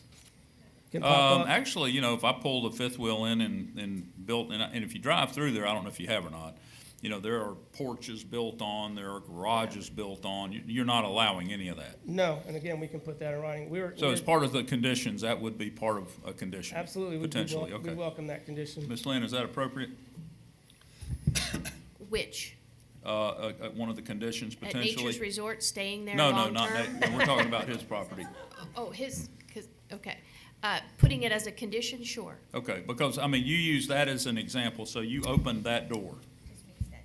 I just want to be Oh, clear yeah, on no, that. I understand. Okay, all right, as long as we're clear. Yep. The wastewater treatment system, I'm not familiar with that one, but it looks like a pretty elaborate system. But nonetheless, you're going to be processing the wastewater through a very elaborate treatment system up to, I believe you said, 95% within what a septic tank exceeds, is that right? Exceeds the septic tank standards by 95 to 98%. Yes, sir. So then the water is dumped into subsurface storage tanks? Once it's treated? It's into a drain field at that point. Much higher treatment level than a septic tank when it goes to its drain field, but it will go to a drain field and percolate into the. Okay, so it will be percolated into the environment after it's gone through its treatment process into its storage tank. So you're not going to be transferring the effluent off-site to a spray field or anything like that? No, now there will be some, and you can correct me if I'm wrong, but there will be some sludge removal when they maintain, then that will be hauled off-site. Yeah. You got to periodically clean the actual treatment Yeah, I tank. saw lift stations being Yeah. pumped on Long Halls River Road numerous times during flooding. So as long as that's a provision you guys are prepared for. Yeah, oh yeah, yeah. Mhm. And again, your classic centralized package plant does the same thing. They do spray fields or some kind of leachate field for their treated water as well. It's got to go somewhere. Usually at an upland location where it's not close to an environmentally sensitive area. Is that- Well, yes, sir. But is that again, fair? it's, Okay. it's much higher treatment level than the septic tanks along the river there, too. Okay. And is, the capacities, I don't think I heard anything about your anticipated capacity with this many. If you got 196 extended stay sites, those are going to be, I'm going to drop my hose into your system off of my RV, correct? Yes. That's how that's, okay. What kind of capacity designs do you have in place for that system to process versus, is there any additional capacity for, in other words, you got 196 Class A's, everybody's flushing and showering and everything like that. Do you have capacity design built into more than accommodate that? And I see the gentleman back Yeah. there nodding his I'm head, gonna- but I'm gonna have nodding to and let you come telling up is and say it different. in the mic. There you go. Good. Because I'm sure that's probably some of the concerns some of these folks, as well as I and maybe others on this commission I won't speak for, have. Yes, sir. It'll be designed to handle a average daily flow of 75 gallons per day per RV lot. And in your experience, is that adequate? That's actually a lot more. Okay. I haven't seen them hitting that high of usage, but it will be designed according to those standards. But there's data available should somebody want to Yes. see that data? Yes. Okay, Yes. clear enough, okay. That's a Department of Health, I think, is the one that came up with it. Or DEP, I forget which one. That's a state standard of 75 gallons Okay. per site. And you've over-designed, is what you're saying? Yeah. And there'll be, each system will only have, 7 to 9 sites, whatever that number is. And they'll have. How their many own sites total on the property then, treatment's different? You said 7 to 9 sites, so divided that into the number of the total sites. How many systems are we putting in? 5 to 7 sites. Okay, okay. 'Cause again, That some of- wasn't clear before, I And just that may, wanted to see. that may change, but the current plan or the proposal, which isn't necessarily, has to get approved today, but is the idea that we do pump outs for some of them and take that to a standalone system for those RVs that get pumped out. I don't mean to go on, but I got one more. No, keep going. Okay. I've been to a lot of tiki huts. I live close to one. I've been to the Crumps a bunch of times. Live bands, a lot of whooping it up. It's a good time. I love it. I enjoy it. Is it right for this area? Is that what some of these people are sitting here? Is that a concern? What's your plan? Are you going to have a bandstand or, or do you, and let's just be honest. Yep, Again, a great Rather hear question. from me. Sorry, a great question.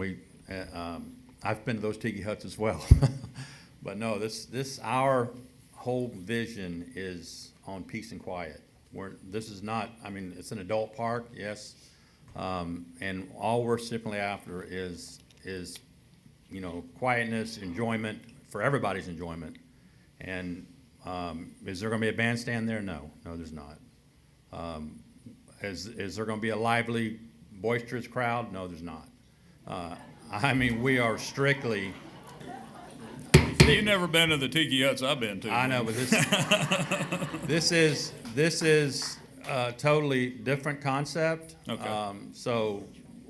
I wouldn't go to one that's loud and boisterous there if I'm there to take in all the scenery and beauty. That kind of deprives what the whole process is about.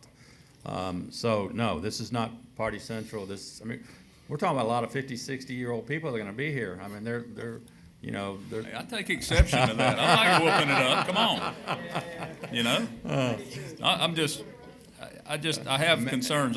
There's reality and there's intent. Maintain your decorum. That's going to be our goal. Okay. All right. That's all I got for now.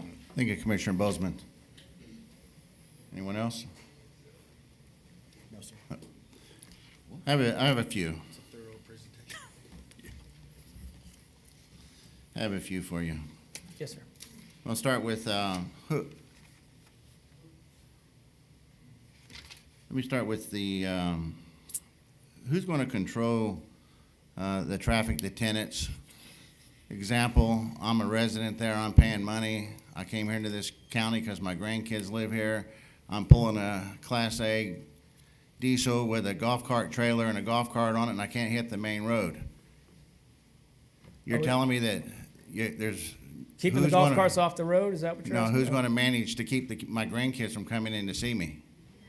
Well, I mean, it's, I mean, it's a gated facility, so they'll So you're have- gonna refuse my grandkids at the gate because they wanna come in and pick me up because I don't have a vehicle? Yes. They're not allowed inside the park. And who's gonna control that? It's front office. Okay.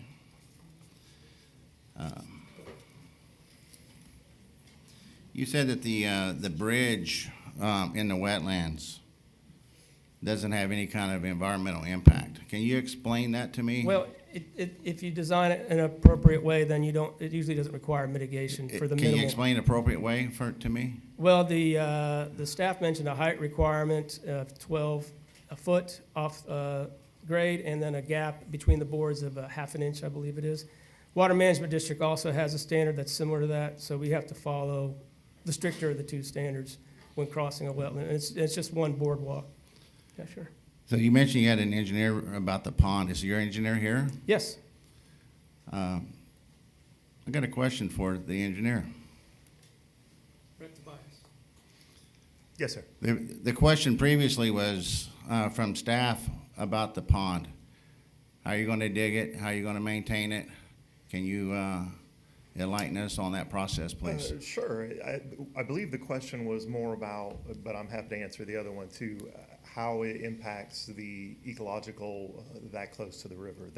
Those standards are governed by the Water Management District. There are setback requirements that we have to meet, and also attenuation requirements that we have to meet as far as how much volume the pond can hold before it overflows to the river and how far away from the river that it has to be. If any dewatering needs to occur, that's also governed by the Water Management District. A separate dewatering permit is required such that while that pond is being constructed, any water that's encountered during that excavation cannot be directly pumped to the river. You have to provide what's called a dewatering plan to the Water Management District, where you show a location upstream that water is pumped out of and held so that it cannot directly discharge into the river. As far as construction mechanism, it would be excavated by a digger and shaped to a final grading plan, barring any dewatering requirements. Are you an environmental engineer? I am or- not an environmental scientist, no, sir. All right, then my next question is back to Mr. Kennedy. You mentioned we're going to go back to the well concerns. Yes, sir. Can you explain to me why you don't think it's necessary, or what was your words? Can you tell me about the two wells? One existing. Oh, there was a staff comment that said we would need a variance for the existing well to use it for our project. And we don't intend on trying to get any variances. We'll do it to current code. Variance means you're gonna do something different than what the current regulations require, and we have no intention of trying to grandfather this well in. It's an existing penetration, but it may or may not work at the location or in the condition that it's in to meet current standards. But we'll meet current standards is what I meant to say. We don't require a variance. So is it your testimony that you'll end up abandoning this well if the existing well? If we're required to, because we can't make it work, yes. All right, now I want to touch bases on your one of your deviations. I know you said you only had one, but in our packet there were several. One of the deviations I want to talk about now is your bathhouses. Yes, sir. Being 300 feet. Yes, sir. You can't meet that design to our land development code, or? Well, it seems to be an over-design in today's RV world when everyone has self-contained units where they have their own bathroom and shower. So it's, in our mind, an unnecessary expense and an antiquated provision. And I've observed in prior hearings on the same type of use where it has been waived, so we're just asking for that same consideration. So are you going to have laundry facilities on this property? I believe they will be in the, Yes, all bathhouses will have. each of the bathhouses will have a laundry facility, yes, sir. And will they be drained into the same DWTS as? Yes, they'll be required to go into the DWTS. To the exact same one that we're using as an RV Well, person, they'll- or it'll be separate? It might depend on the location, whether it can be shared with RV sites or it'll have to stand alone. That's a design consideration that would have to be worked out. Has at that been a permitting. discussion that you had with one site Well- about that? Yeah, I mean, the volumes, I spoke to whatever system's there has to meet the volumes that are coming to it. So if the bathhouse requires that we can only have 4 RV sites in a bathhouse rather than 9 RV sites, then that's how the system will be installed. And that brings me to But my next again- question. You said 5 to 7 tanks, right? I'm curious, you know exactly how many overnight sites you have. You know exactly how many long-term sites you have.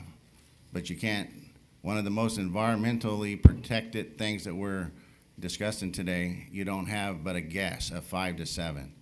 I'm just curious why we don't have an exact number. Well, because it's not just about the number of sites, it's also location and whether you can get all the sites, locate a system within reach of, if it can do 9 sites, but you can't get 9 sites within reach, you might have to put 5 sites on it or 9 sites on the next one. So it's about the layout of the lot, and it really comes down to, you have to do a little more of the engineering that's required at permitting to know for certain where these will be located, and soil borings and things of that nature also take place to make sure the soils are good. That kind of stuff still has to be done. So that's a good reason why they're not on the conceptual plan? You don't have any? Well, they're not required to be, but Oh, you went to the extreme on other things. I was just a yeah, well, we question. didn't do the water or the sewer because those things are more precisely engineered, and once you get your layout figured out and approved, then you can come in and fine tune those things. But again, we have to do it the way you and the state tell us to do it, and it has to meet the treatment standards that the state has set for a centralized wastewater facility, which is a requirement of your code. So, excuse me, all your tanks and water lines, everything's underground, correct? Under grade? Yes, Nothing's gonna be above grade. Everything's gonna be, correct. I mean, there'll be, you'll see it flush to grade where the access manholes and things of that are, but yeah, all the facilities will be underground. and you're gonna preserve all the trees that you can by doing that, 230 RV sites. Really, to his detriment, he's preserving as much trees as he can, because I told him, I said, you're making a pretty hefty promise, but he wants, the trees are one of the most important aspects. I've been working with Mr. Smith for 3 years now, and trees are almost an obsession of his to preserve and make it a part of the development, integrated development around the trees rather than the other way around. And you don't have any kind of plan for controlling, since you're not gonna have any parking, so, other than the vehicles that's there, how big are your lots that you plan on putting in for the RV sites?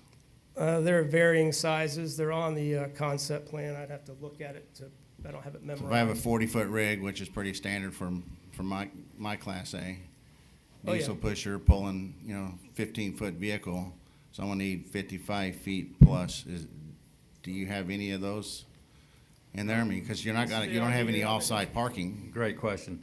The sites go from 38 to 90 up to 50 to 100. So with your diesel pusher, you would be in the jumbo section, which are 50 by 100, and they're pull-throughs. But the average site size is almost 3,500 feet, which is almost 2.5 times what's required by code. 3,500 square feet. So you're talking about your staff. Is your staff going to be there 24/7, or is it? How do they check in? Do we check in by internet and prepay with credit card? It's credit card only. That's a good question. Also, we are anticipating having 40 employees, which is 2 20-employee shifts. We're open 7 days a week, and we'll be there from 9 to 7 every day. And then the maintenance people will probably be there longer and be on standby if anything's needed. So in other words, the party can start after 7 if nobody's going to be there. I mean, No. just shooting you straight, man. No, Like, for example, the restaurants will probably be open till 9 o'clock. Some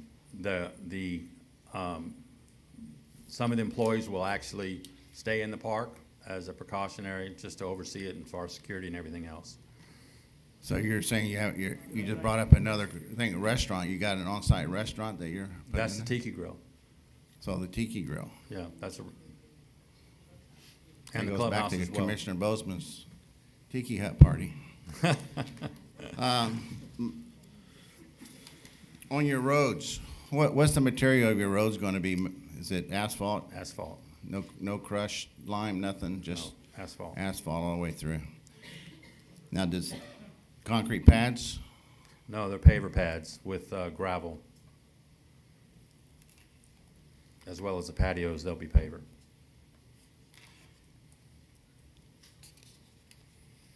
As far as the FAR, Mr. Kennedy, did you include, because my calculation is a little bit different than what you testified on as far as the FAR.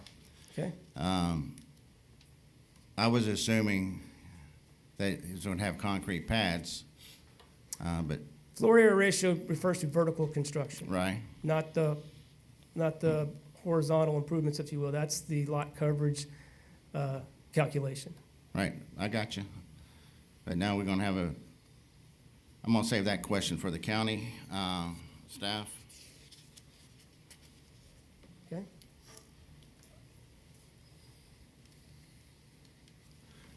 On your DWTS system, we have a power outage in the middle of a storm. Is there gonna be generators that operate that and the pumps?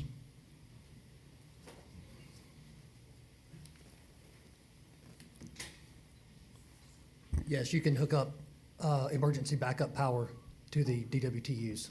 Now, I'm asking if this site, when you put these in, will it have the generator system installed in with this systems that you're putting in? Oh, no, it doesn't need it. So what happens if we don't have any power? How's all this gonna get pumped? So the treatment units installed can still accept wastewater. They have around 500 gallons of capacity. And so in the event that you're meeting your high levels of water, then you could pump them out or hook up an emergency generator to them. All right, your company's installing them, right? Your one site? Yes, we do. Can you walk me through the permit process on that? How does that work exactly with your system, since it is pretty new? Sure. And I know it does relate to the SB 796 bill that was signed by the governor, correct? That's correct. So can you walk me through that process? Because it'd probably be the first process that this county has. So are you talking just for this project specifically, or how the county would go about getting a permit? Well, I mean, Because- you're the company. Yes. What's your process? I know our process. So the process is the applicant gets us to design, our engineer designs the DWTS for the site, showing how many units there are going to be, where the units will be located at. We submit a permit application with that design to the DEP Central District Office, and they review it. They come back to us with any additional questions they may have. Once those are answered, then they will issue the permit to the applicant. I always thought that this system didn't require a permit. Okay, so that's Senate Bill 796.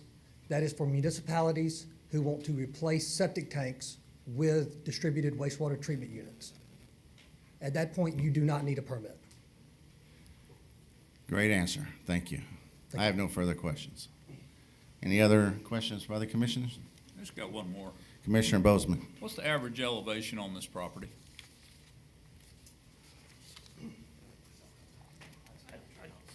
We don't have the average. We have our elevation survey in the documents, but, you know, yeah.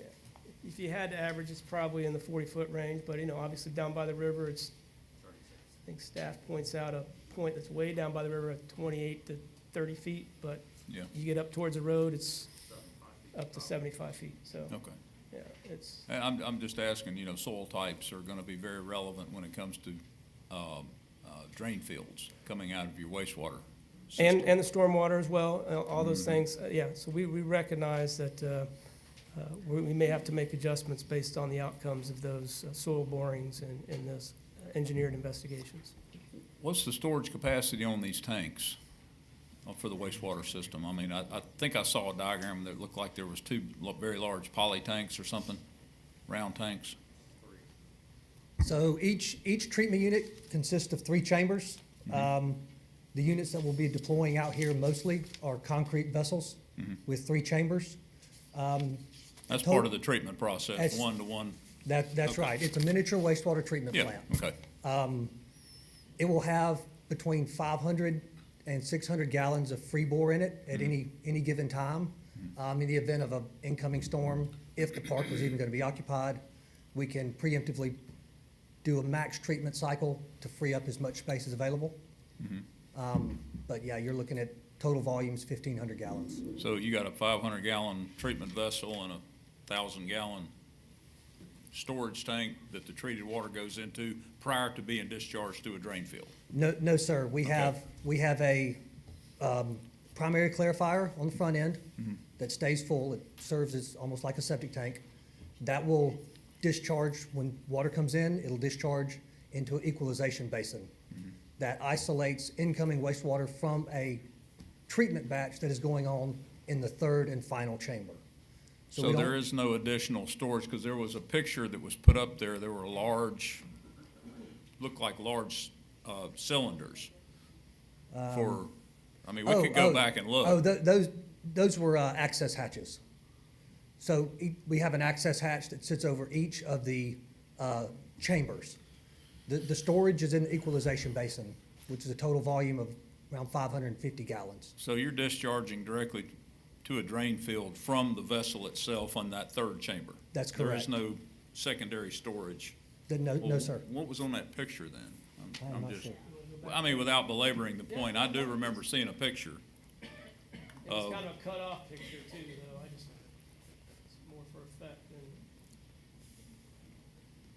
But we have an entire on-site explanation in the packet that we submitted, but that's. Yeah, so wastewater comes in from the right. Yeah, It is, first chamber is your septic tank.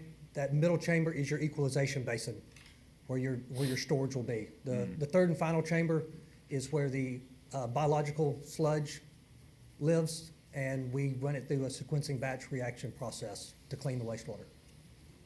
God, I could have sworn I saw some big tanks. I don't know. Our licensed operator has 24/7 remote operation and control of the unit. Any malfunctions, equipment damage, anything like that, he's notified immediately, and it can be remedied. Okay. I must have been seeing things. It does bring me to one other question I have for you while you're, is it a large flow treatment tank, or what is is it a commercial? Or I know you have at least 3 that I know of that I've been studying over the years. Oh, Are you putting in the large flow treatment, which is not that picture? yeah, so that's our standard 500 gallon per day treatment unit there that we deploy for houses or 2 houses. But this ain't what you're gonna put in, or That- what you're recommending to put 5 to 7 of these That's- in 230 sites, so. Yes, I would put, no, it's 5 to 7 lots, 5 to 7 RV lots per Per one treatment tank. unit. Yeah. So, There will be a larger one to handle the 54 lots that are pumped out. But the permit is for the entire system, so 40, 50, I mean, Lake County's got 100 of these things in the ground, all under one permit. So the permit's designed and issued at the system level and authorizes you to put in individual treatment units as the time comes, with notification to DEP. okay, thank you. Mr. Chair, I just have a Com- follow-up, Thank you, Commissioner Collins. also to Brett. because I've been trying to wrap my head also around this domestic wastewater treatment units, which to me seems to be just advanced septic units, even though they're licensed under one. What is the life of these systems? I realize they're monitored live, but what is the life and maintenance schedules? And Yep. can you tell me a little bit about that? It's a great question. They are not septic tanks, and they are not advanced septic tanks. All of those are regulated under 62-6 of the FAC for the OSTDS, On-Site Treatment Disposal Systems. That's septic tanks. This is regulated under 62-600, which regulates domestic wastewater treatment facilities. With that regulation and with that permit comes required operator hours.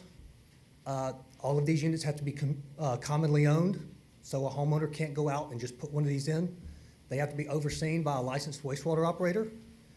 And in the permit conditions, we have to provide the 24/7 monitoring and remote access capability to operate by the operator. And we have to pull monthly samples out of every unit, or a collection of units on a rotating basis throughout the year. We have to report daily flow for every unit, as well as the sample results that we pulled from the effluent to DEP every month on a discharge monitoring report. So it's got full oversight by DEP. It requires a 5-year renewal. And if the effluent numbers aren't hitting, then the permittee is in trouble. The DEP will come out and shut them down if they fail to get it back into compliance. Thank you. I got one more. Commissioner Bozeman. As part of your I found the picture. As part of your presentation or part of your literature from on-site, there is, Do you have a page reference? I think it says page 108. It's a study of nitrogen levels, and it's referencing Otter Springs Park and Campground. Yes, sir. There are pictures of these big round cylinders. Yes, What sir. are those? What's that all about? That is a different version of a distributed wastewater treatment unit.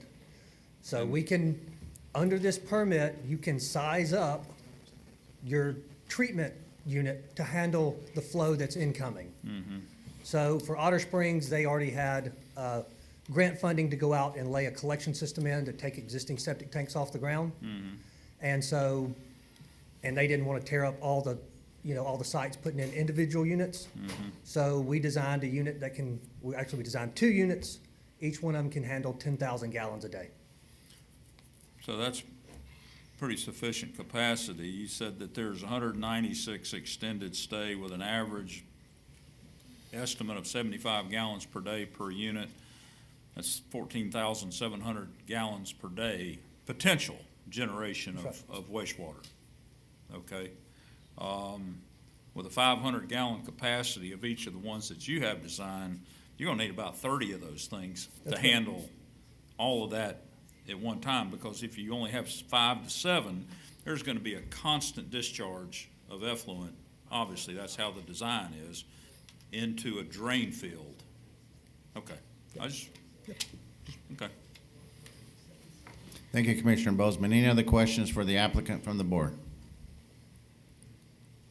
All right, seeing none, we're going to take a 10-minute recess before we get into the county presentation, and we'll be back at 10:55.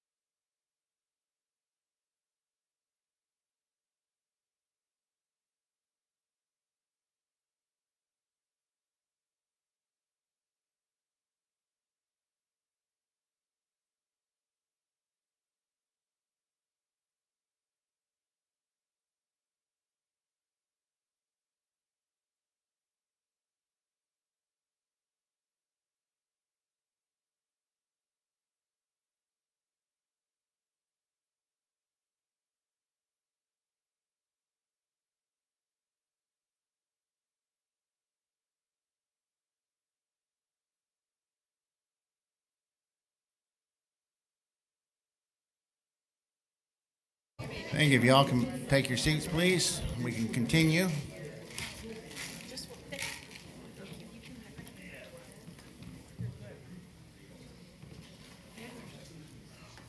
All right, thank you. Now we get the county to come. Make your presentation, please.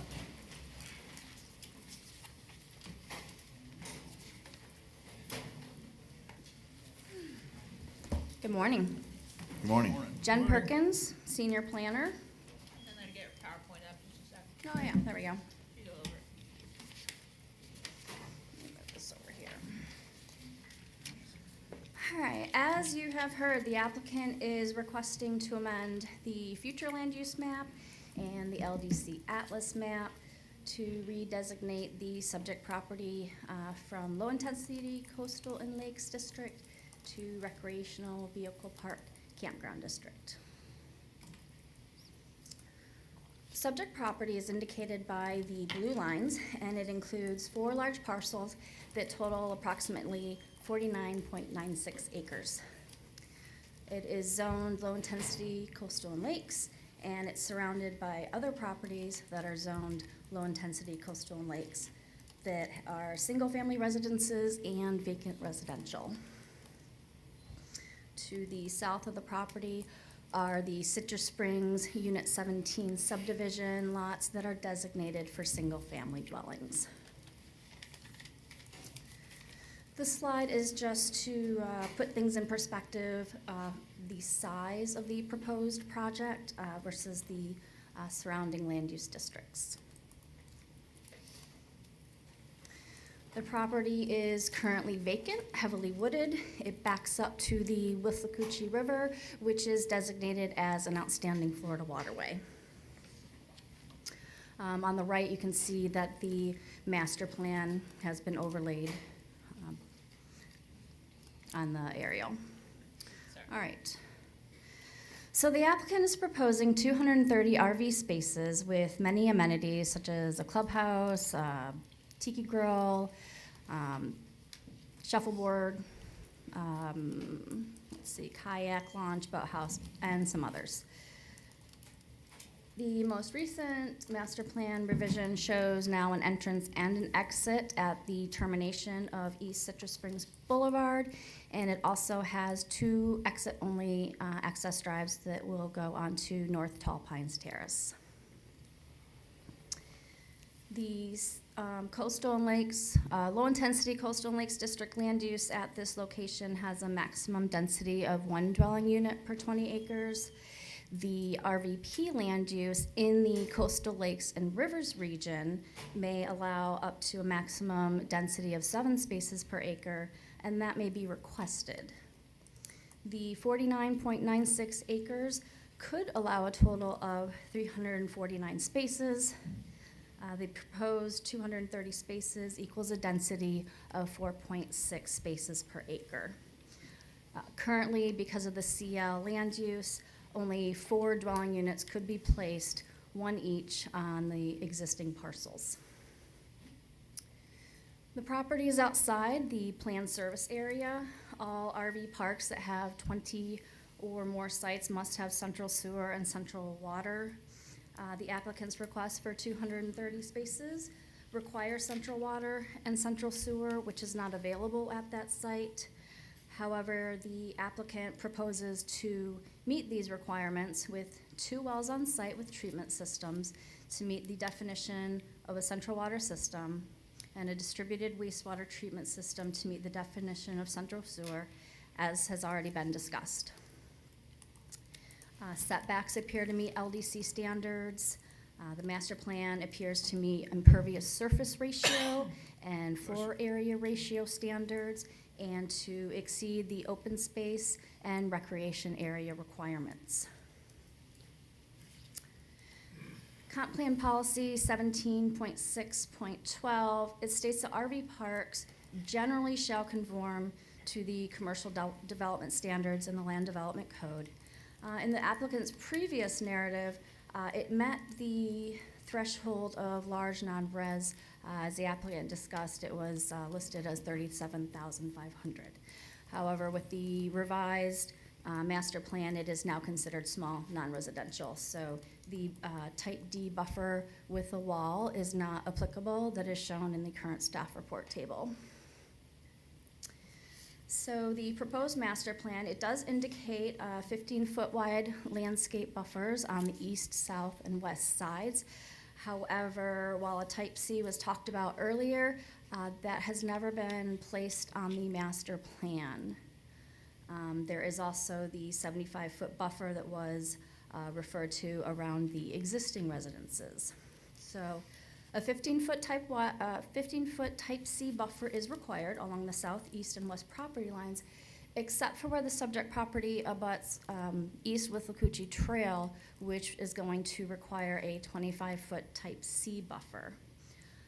The proposed master plan is not meeting this 25-foot type C standard, and the buffer types are not identified on the site plan at this point in time.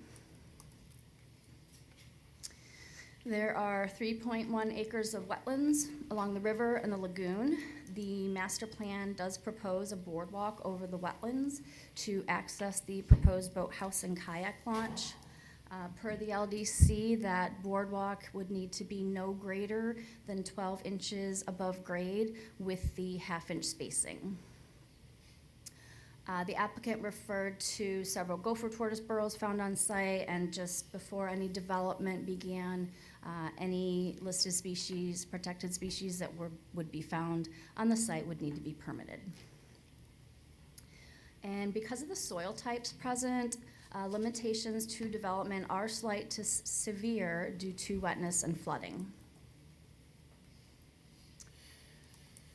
So this is in here. It was previous to the most recent submittal.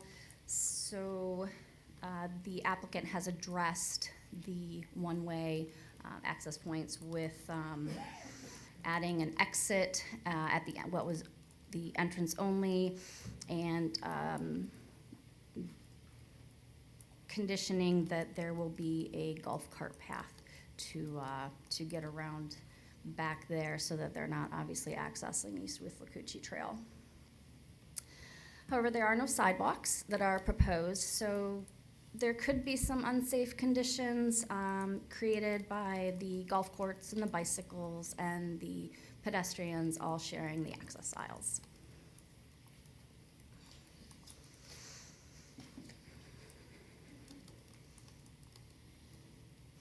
All right. So just because an application meets LDC standards, it does not mean that it is compatible with the surrounding area. Here are pictures of 3 homes and where they are located adjacent to the proposed RV park. The remainder of the surrounding area is vacant residential parcels and the Citrus Springs single-family designated parcels. These lots could still be developed in the future, so they are not going to necessarily remain vacant. The current land use of the subject property is CL, which again would allow for 4 dwelling units on the subject property, versus the 4.6 RV spaces per acre that is proposed by the applicant is a considerable difference in density. The proposed intensity is also a significant increase in this environmentally sensitive area. To summarize, because of the difference in density and intensity, and the potential environmental limitations, the proposed RV park is not compatible with the surrounding residential area.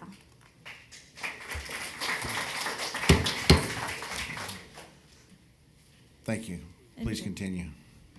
No, that was to And some. Mr. Chair, before you start questions, I just want to note that we do have representatives from Engineering Division here. They are experts on stormwater and access management, if we need to call those forward as well. Thank you. We also have public and, no, Don't hit them. okay, never mind. All yours for questions. You're all done. I'm done. All right, well. Does the applicant, Mr. Kennedy, do you have any questions for staff? Jen? Yep. Sorry. Is that yours? It is.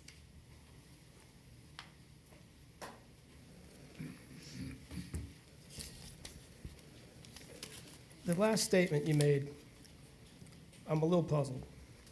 You said, just because we meet your comprehensive plan policies and your land development code requirements that address compatibility, you still decided it's not compatible.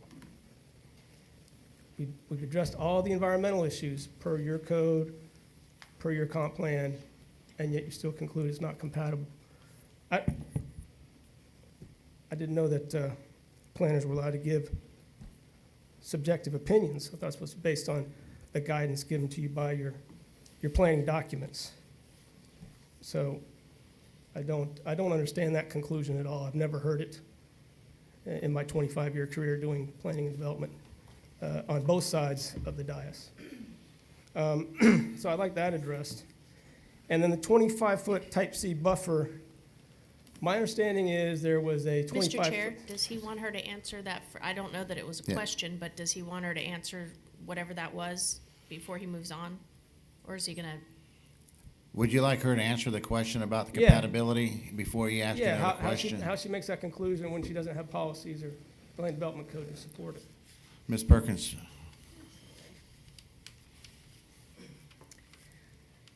Comprehensive plan amendment and/or Atlas amendment, it's an application, it's a request. So again, and there are a couple things that the master plan is not meeting LDC standards. Regardless of that, it's not something that is permitted by right and needs to be evaluated on the area of the potential impact. So in conclusion, it's staff's professional opinion that it's not compatible. Is that what you're saying? Yes. Thank you.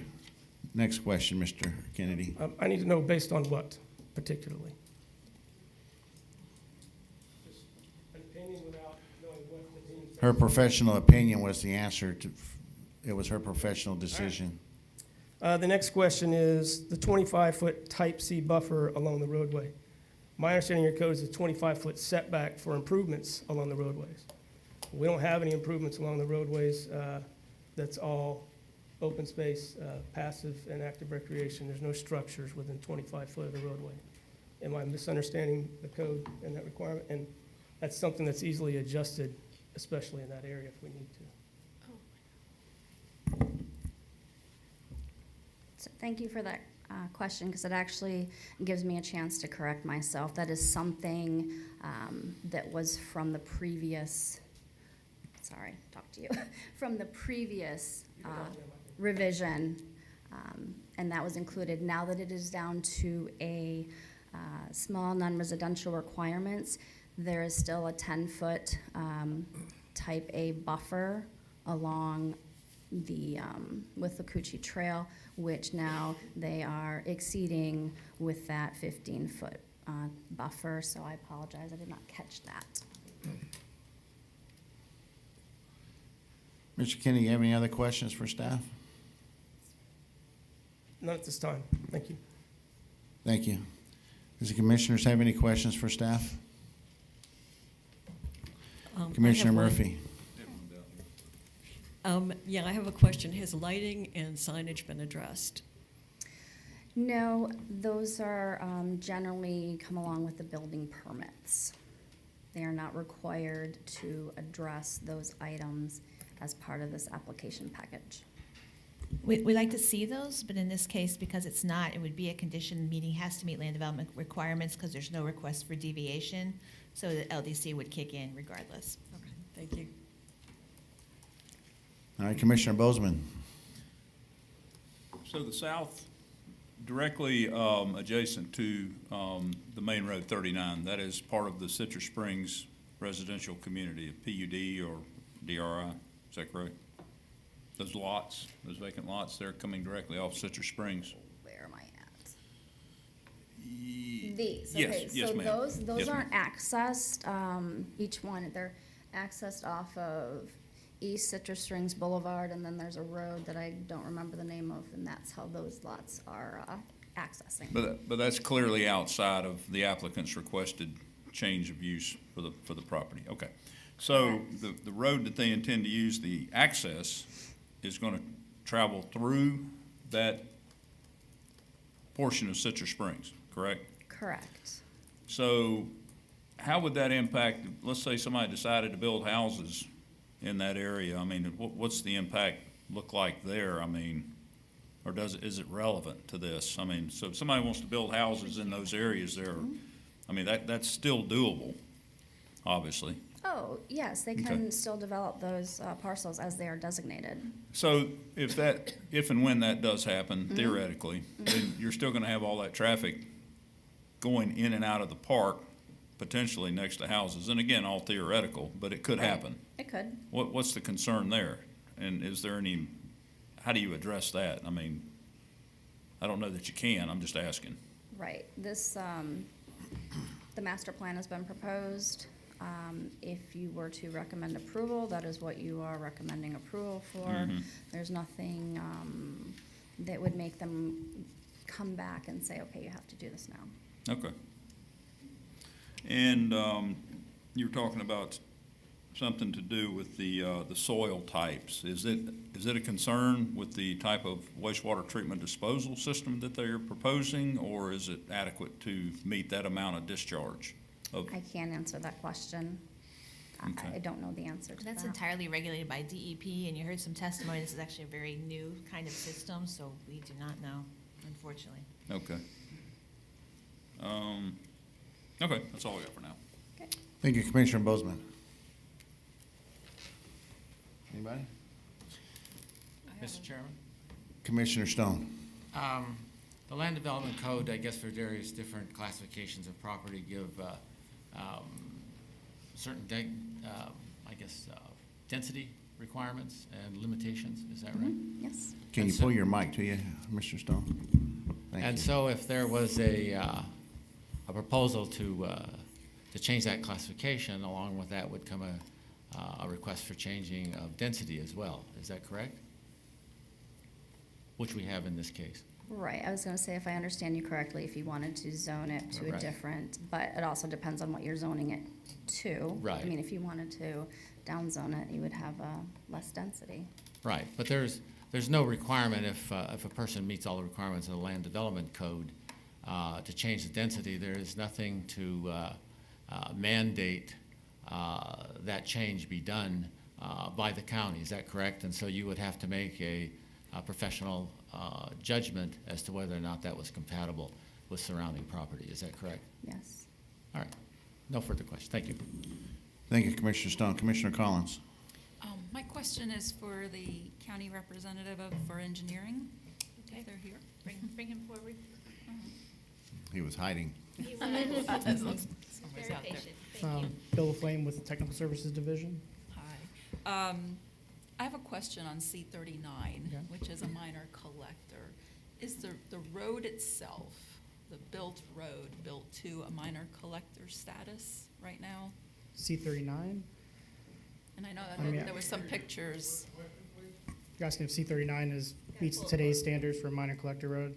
I'd have to check, honestly. I'm not sure what the right-of-way is out there, but, yeah, I'm not sure, honestly. If it's built to today's standards, I mean, Okay. I know there was some pictures in the initial presentation by staff that showed it going east and west, and I don't know if that helps you. I know there's no shoulder yeah. paved, it's just the paved cartway itself. appears to be. Yeah, I think lane width, it's okay. We've resurfaced part of that road recently, the other end of Withlacoochee, and all we did was resurface it. So I think it meets the rest of the width standards. As far as what's there base, I'm not sure what's there, so. Okay, thank you. You can say there. I got a couple for you, sir. Are you comfortable with the road width inside the park that they're proposing with the traffic?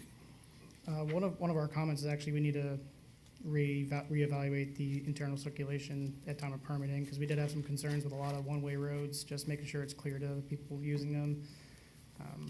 That, I guess they don't have the master plan anymore, but the east end, you know, how would those people get back in? I think he mentioned the golf carts would be using that area, and then right now they're showing two driveways on Tall Pines, which we wouldn't allow because they're too close together, and they're both labeled as exit only, so I'm not really sure why you need two exits right next to each other. And then again, those golf carts, they would be going against traffic to get back into the site because they would not be allowed to use Tall Pines to get back in, and they would definitely not be allowed to travel on C39. That's something we're going to have to evaluate at permitting. Is Tall Pines a private road or a county road? It's a county road. Then my last question for you is, I asked them a question about the pond, and the location of the pond. Do you have, or what is the county's concerns of the environmental impact that that pond would create in that location, if any? Again, that's something we're going to have to look at time of permitting. I can say that the engineer that spoke earlier, he seemed like he's very familiar with what's required, state standards, the water quality, water quantity requirements. It's just something we'll have to review at time of permitting, make sure he's meeting state and county standards. It's kind of hard to speak on that at this level. We don't have any other information other than the master plan that they're showing. So you understand my question then? Yeah. Well, it's hard for us to determine it too. Yeah. So that's why I asked the question. Thank you. Yeah. Ms. Perkins, I have a question for you. You mentioned type A, a type A buffer. Where would that be located at, or what were you referring to? Is it 10-foot type A? And Yeah. that is for non-residential standards that are abutting a collector or arterial roadway. Oh, just along the roadway? Yep, so just. That's the key word I missed, roadway. Right. Thank you. And that is in section 3745. All right, any other questions for staff? All right, thank you, you're off the hook.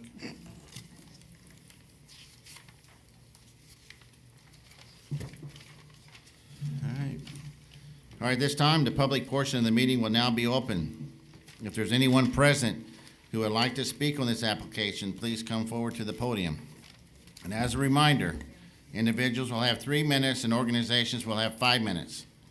And remember, when speaking on this application, please address this board and the audience. Please do not, no outbursts to the speakers so we can properly hear. And if you have any documentation you want to be entered into record, please provide a copy to the recording secretary. And remember to say your name, spell your last name for the tape record. Good morning, sir. Thank you. My name is Joe Diamond. Last name is D-Y-M-O-N-D. I live in River Oaks East, 10192 North Natchez Loop in Denell. We are about a half mile from this development. I have 5 items here that I want to discuss that for the reasons that we're against this development. Number 1, traffic congestion. As you're aware, there have been numerous severe and fatal accidents on Withlacoochee Trail. The increased RV traffic will only make this more dangerous roadway. Turn lanes that have to be built will impact the roadway from a construction traffic standpoint. Road improvements will need to be made due to heavier traffic impacts on the feeder roads and into and out of the development. Intersections of 200 and Withlacoochee Trail and 41 and Withlacoochee Trail will have increased wait times. Most likely, traffic lights will have to be put in there. Number 2, water source and consumption. The current property is zoned for 4 homes, and the water draw from our aquifers would be minimized. Now consider 230 RV sites and 230 families with multiple bathhouses. The natural springs and aquifers are already heavily impacted by current residential development, but by adding 230 families versus 4 family homes to a small 49-acre parcel could be detrimental to the surrounding rivers and residential water sources. Number 3, pollution. The current zoning of 4 homes does not impact the natural rainwater absorption and runoff into the river and groundwater. By adding all these impervious surfaces and RV pads, the new redirected runoff could not only impact the river, but also the wildlife, fishery, and surrounding residents. Number 4, septic systems. Proposed for this RV site is a distributed septic system monitored by a SCADA system. This system distributed around the RV park has multiple issues. The first being that with the loss of power or damage to the monitoring signaling, the septic systems could fail. Is there redundancy or backups built into this system? Are these systems monitored 24/7? Add to this the effluents that are discharged from 230 RV sites that has to be absorbed into the current land mass will end up with the Coochie River. Number 5, wildlife. I'm sure you understand that this is an RV or a bird sanctuary. Have we considered the impact? How about the tortoises? Are you aware that the state has already protected much of the landmass around the proposed RV park as pristine with the Coochie River? This is why most of the residents have built here, and we believe that the state has protected the region for this reason.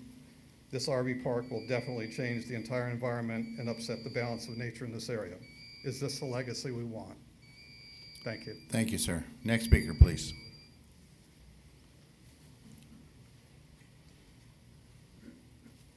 Thank you for allowing me to come up. I own the property right next door to this proposed Please project. state your name, sir. Gilbert Rappelt. Thank you. Continue? Yes. Yeah, I own the property right next door to this proposed project. It's 3 buildable lots. I have concerns that the lighting going to be in there. Don't know what the lighting's going to be, but it could certainly affect any homes right next door to it, that's for sure. Listening to the presentation, there's some words that really concern me. Is we'll try to maintain, not sure of a couple things that they were just talking about. Did not know for sure of a couple things. Minimum requirements for a couple things, and make adjustments as needed.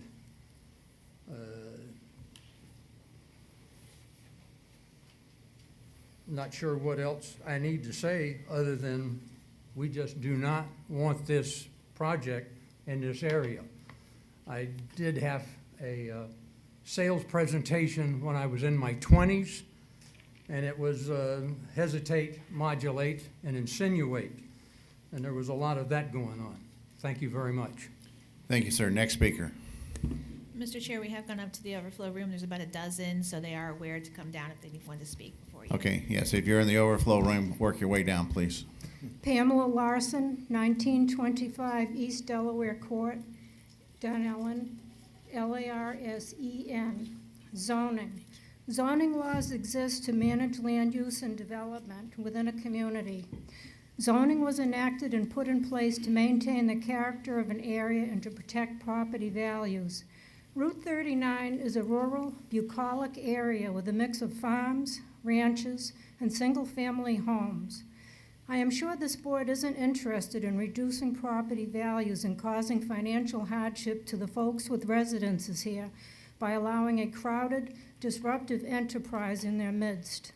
Imagine for a moment, if you will, the noise and music carrying across the water from the proposed waterfront tiki lounge and bar to the surrounding neighbors. Imagine being subjected to listening to the proposed pickleball courts with their resounding pop, pop, pop, destroying the sanity and the right to quiet enjoyment, thus lowering property values and causing mental and financial hardship. If this board feels that they have to change the current zoning in order to appease and protect the monies invested by the investor, why not change it to be something that is compatible with the area? A number of the homes in this area are in the $500,000 to $800,000 range set on 1-acre lots.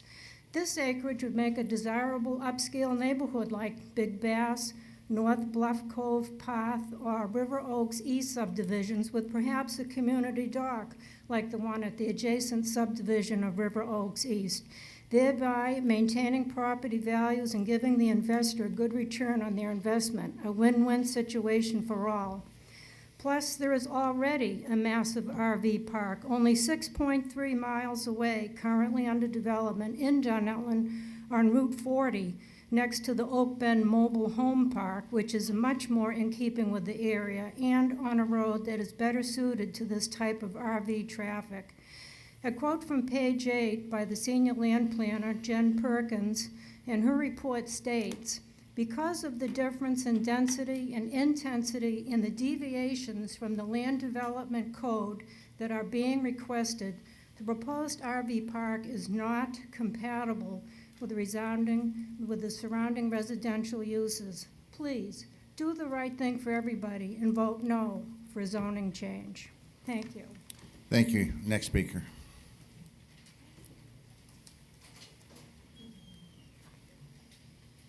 Hi, my name is Marie Bloom. I'm a retired Citrus County attorney.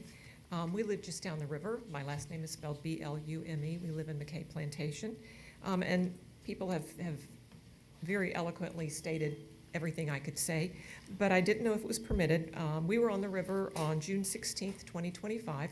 I noticed in the presentation that there were no pictures of the waterfront there, the riverfront of this area, which gives you a better concept of what's at risk here in terms of the water, the wildlife. I'm a big wildlife advocate. So I'd like to, if it's permitted, to share photos that were taken from our boat, from the river, of the property at risk, if it's permitted for the committee. Is that allowable? Denise? Yes. Yeah, you can give members them of to the public. recording secretary there. Okay, who gets those? Those, and I also have a set for the opposite party. All habits are hard to break. Thank you. Thank you, ma'am. Next speaker.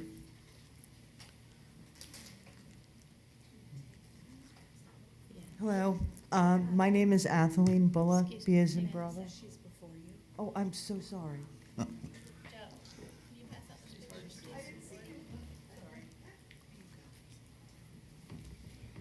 Hello, my name is Athena Smith, spelled S-M-I-T-H. I live on 1868 West Rutland Drive, Citrus Springs.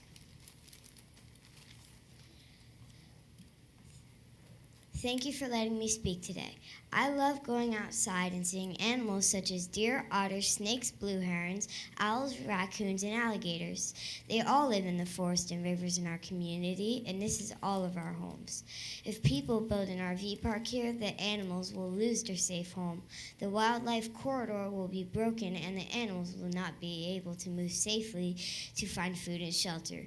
Building this RV park will bring more traffic to the roads, which will cause more deaths to animals and people. The Withlacoochee River and the Rainbow River are very beautiful, but they are also in danger.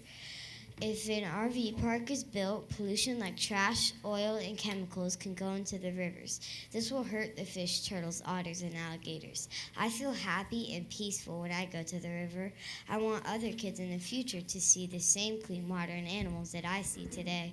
If people can still camp in other places that do not hurt the animals or the rivers. Once the land is destroyed, the animals can't come back. In conclusion, I believe that animals, rivers, and forests are very important, not just for me, but for everyone. If we protect them now, they'll still be here for future generations. The animals cannot speak for themselves, so I am here to speak for them. I hope you will listen to our pleas and make the choice to save this land so the rivers can stay clean, the animals can stay healthy, and so many more generations can see this nature the way God created it. Thank you for listening to me. I appreciate it. Thank you, ma'am. Next speaker, please.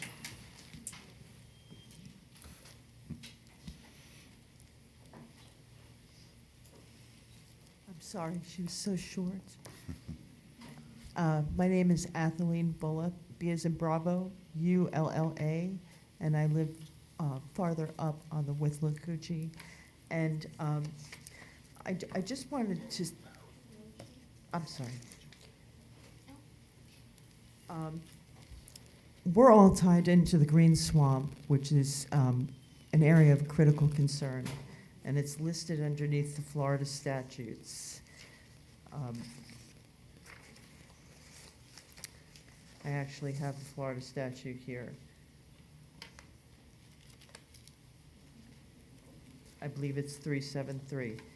And it actually states that we are a part of a critical area of concern because of contamination that is protected by the state. And I actually have to put into evidence, and I have some here for everybody to look at, what our pollution rate is, if anyone wants to take a look. Ma'am, you have to, thank you.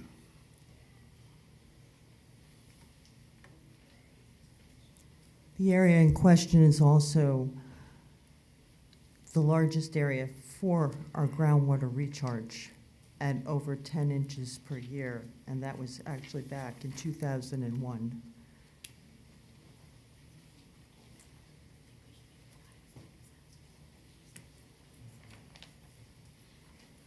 In addition, the soil that they have in their environmental study report all make up karst, which is what predominates with an aquifer system in a floodplain. And we are the center point of the Floridan aquifer where this RV park is proposed to be. I'm not entirely sure what else to say. The gopher tortoise issue, indigo stakes, are actually not reported in their environmental report, even though they mention it. They really need a biologist with, like the DEP, like a Section 7 specialist, or someone to actually do their report for them, because they cohabitate with gopher tortoises. They mentioned something like 28 acres of land that actually contain prickly pear, which is the predominant, one of the things that gopher tortoises eat. That's one of their primary food sources. Indigo snakes, you take those away, you're going to see more rattlesnakes. That's something they eat. They eat cottonmouths. You're talking about an entire ecosystem slide. Thank you, ma'am. Next speaker.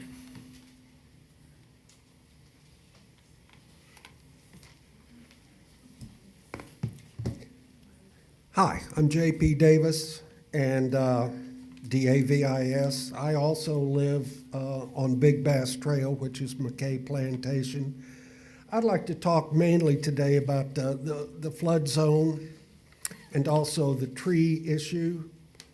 I brought along several of these, and what it is an aerial photograph of the property, and the property's outlined in red here. And what I've got is a clear plastic overlay that I'd be happy to pass out to anyone who wants to see it after this is done. And all you got to do is look at it, and everything you see in blue is flood zone. It's like 1/4 of the property is flood zone, and within that flood zone, about 3 acres of wetlands.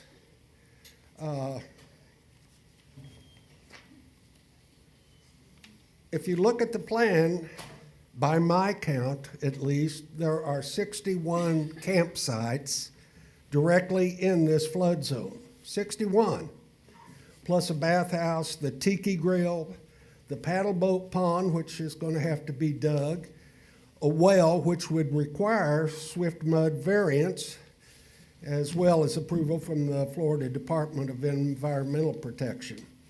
And the developer has yet to provide either of those.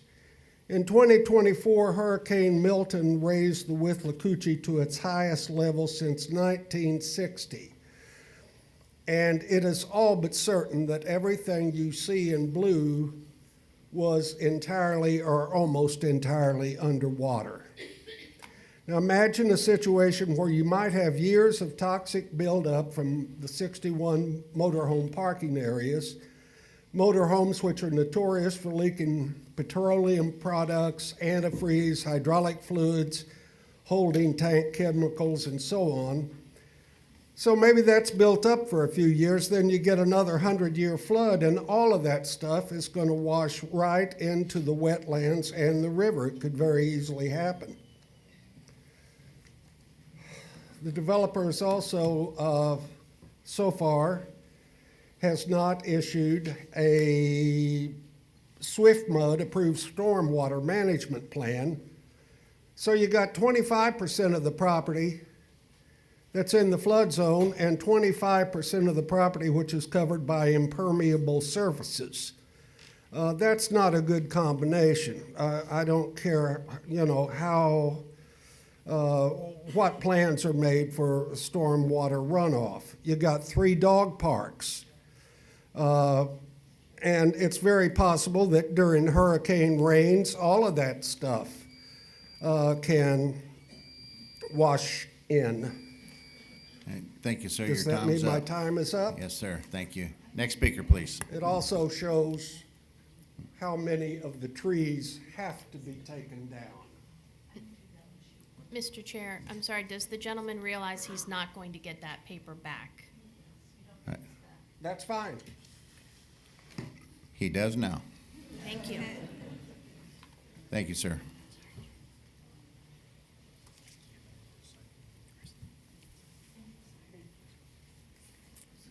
Good morning. My name is Therese Sheets. I live at 31 North Adams Street in Beverly Hills. So I do not live in this community, but I do love this community. I live, love, own my home and business here in Citrus County. I am here today to be a voice for many others like myself who could not make it due to work and business responsibilities. And we are asking you all to decline this proposal for Paradise Meadows RV Park. There are so many reasons which you will hear today, a lot of which include the comprehensive plan staff findings report. Reading that report made me even wonder how it got this far. There are so many more negatives than positives and a lot of uncertainties regarding the impact of the land, the river, and the residents. This want to change zoning shows the lack of care given to an area that is known as an outstanding Florida waterway.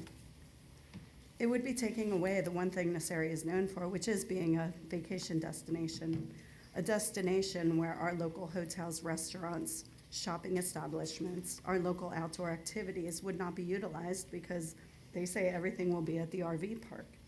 And we wouldn't be able to use that or utilize that.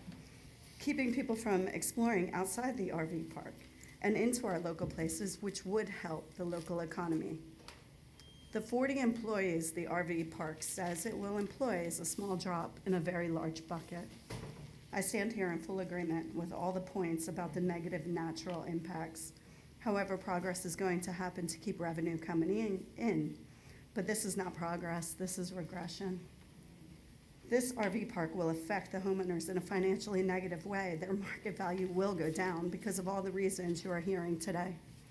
These people do not deserve that. They pay the taxes, they work here, they spend their money in this county. We are here today not against RV parks, but for better thought out planning.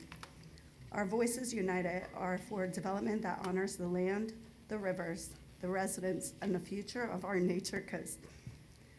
I voted for people who stood up for the future of our county, to save it from the wrong kind of development, and this plan does not respect any of these values. Thank you. Thank you, ma'am. Next speaker, please.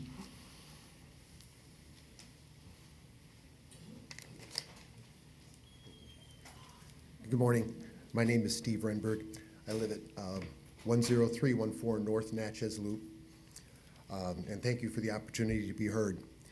Many people are here today in an effort to stop this zoning change, which will have disastrous effects on our beautiful Withlacoochee River, and for those of us who care for it and live on it year-round. The original Citrus County planners were very accurate in their original zoning of this property as low-intensity coastal and lake district. The original designation allows for one family dwelling per 20 acres. The river and surrounding areas can tolerate 2 family dwellings as originally planned, as that usage is the same as what surrounds it. Changing the zoning to allow 230 families is an extremely drastic change. Making this drastic change to an RV park will have a multitude of disastrous effects, far more than I could ever discuss adequately in 3 minutes. And such a change will not provide anything new for Citrus County, as there are at least 52 RV parks in Citrus County and 200 RV parks within 50 miles of Citrus County. Another RV park is absolutely not necessary. This RV park will affect traffic on Withlacoochee Trail. Highway 39 is not designed for 200 plus RVs to be entering and exiting daily. The property itself is ecologically sensitive, being the home of up to 27 endangered gopher tortoise dens. Many animals make their homes in and around the river, and any change from low-intensity land use would put them all at risk. We must remember that the north bank of the Withlacoochee is the Halapata-Tastanaki Nature Preserve that would also be threatened by the Paradise Meadow development. The total area of the property is actually 50 acres. The petitioners have strategically removed just enough acreage from their site plan and rezoning request to get under the 50-acre threshold for the state of Florida EPA oversight. What are the developers afraid of? Do they know their project would not survive EPA scrutiny and the EPA would put a stop to it? Does the Citrus County Planning Commission and ultimately County Commission really want to approve a rezoning that would not survive EPA oversight? All of these are strong reasons to deny the zoning change, but the irrefutable reason is the lack of a central sewer system for the site.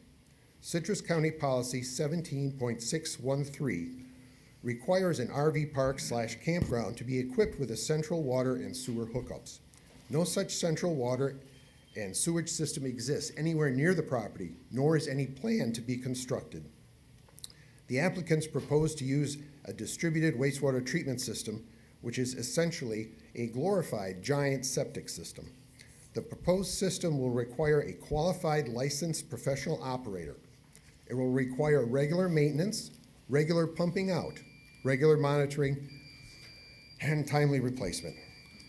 Thank you, sir. Next speaker, please.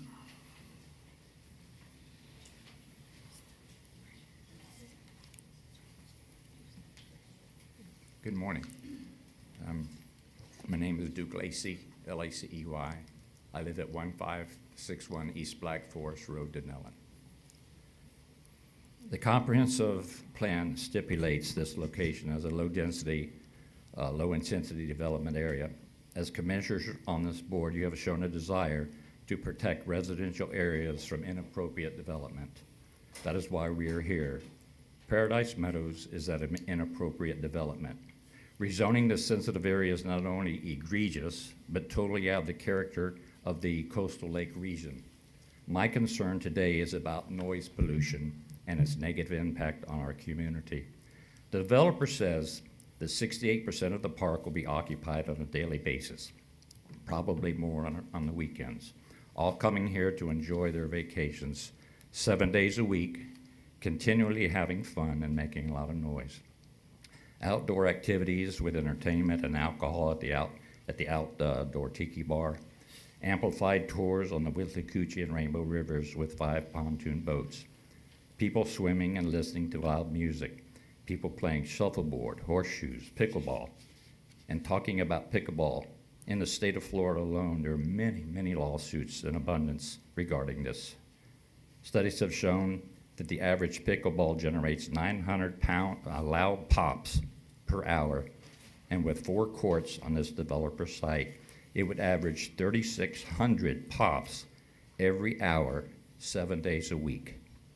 Imagine the effect it will have on the surrounding communities and the wildlife that have to endure this day in and day out. Friends, noise pollution is real. It has a lasting effect on mental health, causing stress, anxiety, sleep disorders, and many other things. As vacationers leave the park, new ones will arrive, and the noise will continue nonstop, and this quiet, peaceful area will be gone forever and be transformed into a loud playground for people just wanting to have a good time and not even thinking about the effects it has on anyone else. And why should they? They're on vacation. Gone will be the relaxing atmosphere that each resident on CR3 will enjoy, and the peace of the river will be gone. Wildlife moving freely along the riverbanks and through the neighborhoods will be gone. Actually, the sad thing is, all my neighbors, 380 homes along the 8-mile stretch of C39, when they heard about this RV park, said, "Oh no, I moved here to get away from that." We are not against RV parks. They have their place. We ourselves are RVers, and we enjoy camping as much as anybody else does. But putting this park in a low-density flood zone area designed for residential homes is wrong. Thank you. Thank you, sir. Next speaker, please.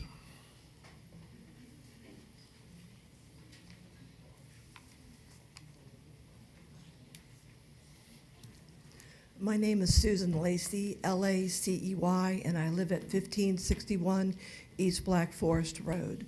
I am here in opposition to this development, this RV park. I'm mad and I'm sad that a developer would think to replace 4 homes with a 230-site RV park. I moved out of Miami 40 years ago to get away from the overdevelopment, the traffic congestion, and the crime that came with it. I found a safe place right down the street from this proposed development. I'm also an avid gardener. I find going outside in my yard mental therapy. And with that being gone, I don't think anyone would want to be around me. Because of my location on Black Forest Road, I will be heavily impacted by the effects of having this RV park here. Can you imagine hundreds of RVers on vacation having fun? That's a lot of noise. Unless they are all nuns on a sabbatical, we can expect this constant drone 7 days a week. I'm also going to be impacted because Tall Pines Terrace is directly off of, Black Forest Road is directly off of Tall Pines Terrace. That is the only entrance and exit point for the 29 neighbors that live in my small neighborhood. Imagine the developer says that only 34 overnight motorhomes will be allowed to use that exit point. Can you imagine, as we try to get to work, to school, to doctor's appointments, or what have you, that we have to jockey for position on our only exit point with 34 large motorhomes, some pulling tow vehicles behind? It's a nightmare, and we ask that you please deny this application. In my opinion, an RV park in this location is egregious. We have to protect the Withlacoochee River and not allow it to be exploited. Approval of this park would only open further development on the river. Besides personal enrichment for the developer, I have not heard of a compelling reason to approve this application for rezoning of this RV park in a low-density residential community. Citrus County has plenty of land available for a well-planned, well-placed RV park. This location is not that place. Please vote against this application. Thank you. Thank you, ma'am. Next speaker, please.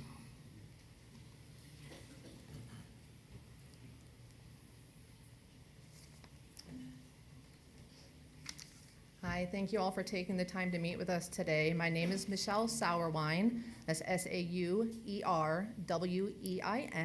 I live at 10054 North Tall Pines Terrace. I own a home and property that abuts the property under discussion today. Let me start off by stating, as a tax-paying landowner and citizen of this county, I am not against responsible development, but this is anything but responsible. To take a property along the Withlacoochee River, a fragile ecosystem and outstanding Florida waterway located within a flood zone that is currently zoned low-intensity coastal lakes for 4 single-family homes and turn it into a monstrosity with 230 RVs plus amenities is anything but responsible. It's egregious. This application is not in line with the comprehensive plan and is not in any way compatible with the surrounding neighborhoods. The developer and other letters that they had submitted spoke of being a steward of the land, but this application paints a different picture. They speak of leaving up to 90% of the trees, but I venture to say not only is this impossible, it is a complete fabrication meant to look good on paper. This property currently has several acres considered flood prone in its natural state. Imagine the flooding once they have taken virgin, flood-prone land and have installed impervious surfaces over a significant portion of the 49.96 acres they are seeking to rezone irresponsibly. Surfaces for roads, trails, walking paths, bathhouses, RV and vehicle site parking. Imagine the devastating effects to this and surrounding properties were this monstrosity to be allowed. Imagine the runoff into the river from the RVs and all of the on-site vehicles. The applicant spoke of being a good neighbor, but what they are requesting to do in this neighborhood is in stark contrast to being neighborly.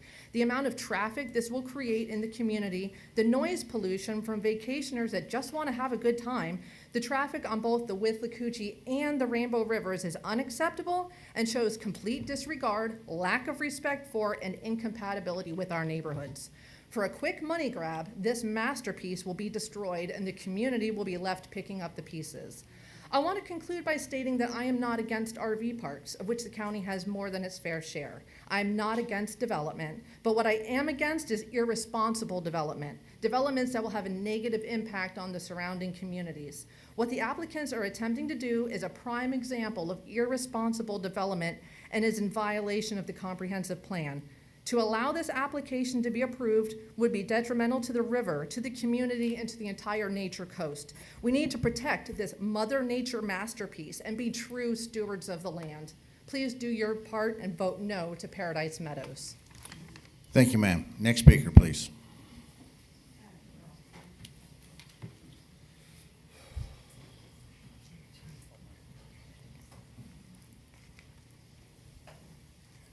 My name's Michael Sauerwein, S-A-U-E-R-W-E-I-N. I also live on Tall Pines Terrace. The first and most glaring problem with this proposal is the fact that this property is currently zoned for 4 houses, and their proposal is to build 230 lots for RVs and trailers plus amenities there. This is completely not in line with the comprehensive plan and is incompatible with surrounding neighborhoods. Their application references not 1 but 2 exits on the Tall Pines Terrace. This roadway is barely 2 lanes and the only exit from the community that live there. Tall Pines exits out onto a hill with limited poor visibility due to the blind hill by the turn and contains very dangerous curves. Imagine in the event of an emergency, 50-plus Class A RVs turning onto a major roadway with an obstructed view. Better yet, imagine 50-plus RVs turning left onto 241 with no traffic lights or turn lanes.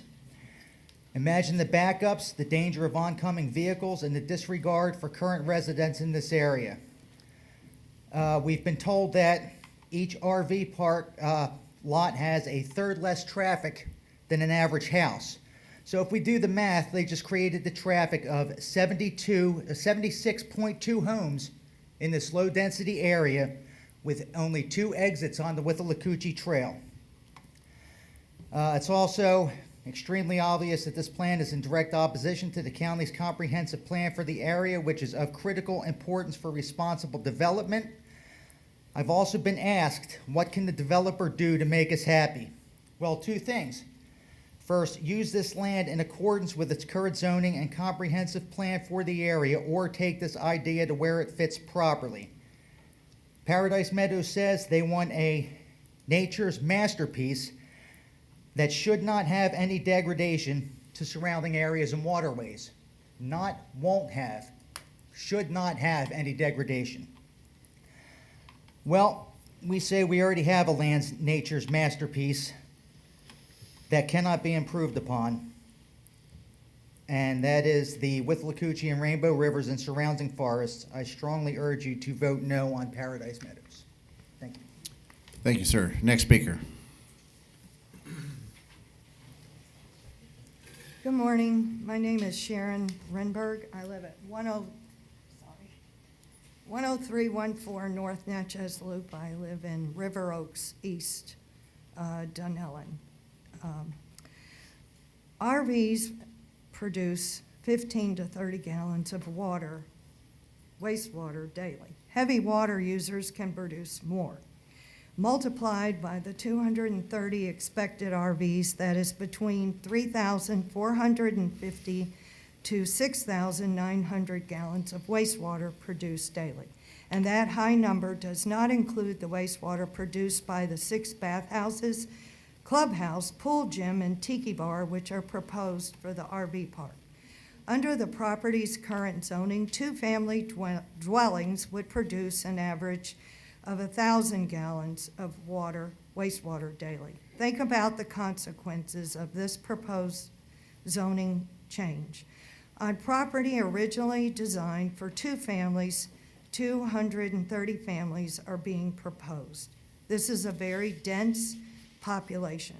When people become packed in that tightly, conflicts arise. Police calls increase.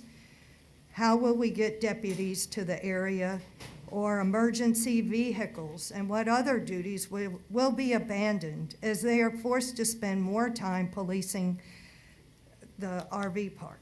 The proposed dense population will create a burden on the sewage system.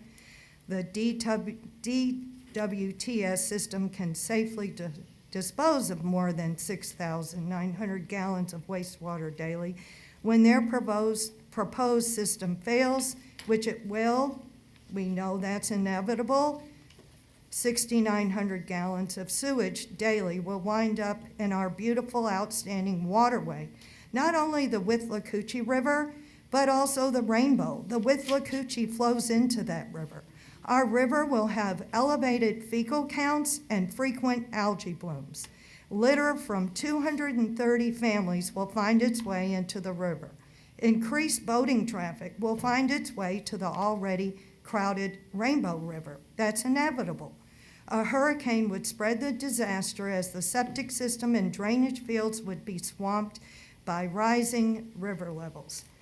The contaminated river water would seep into the property's neighbors' wells and the North Bank, and excuse me if I do not pronounce this correctly, but the Halpaka Tazanki Nature Preserve would be threatened. This zoning change should be denied. And I want to quote what they said that they would do. They said they would have preservation, serenity, and to me that destroys tranquility. Thank you. Thank you. Next speaker, please.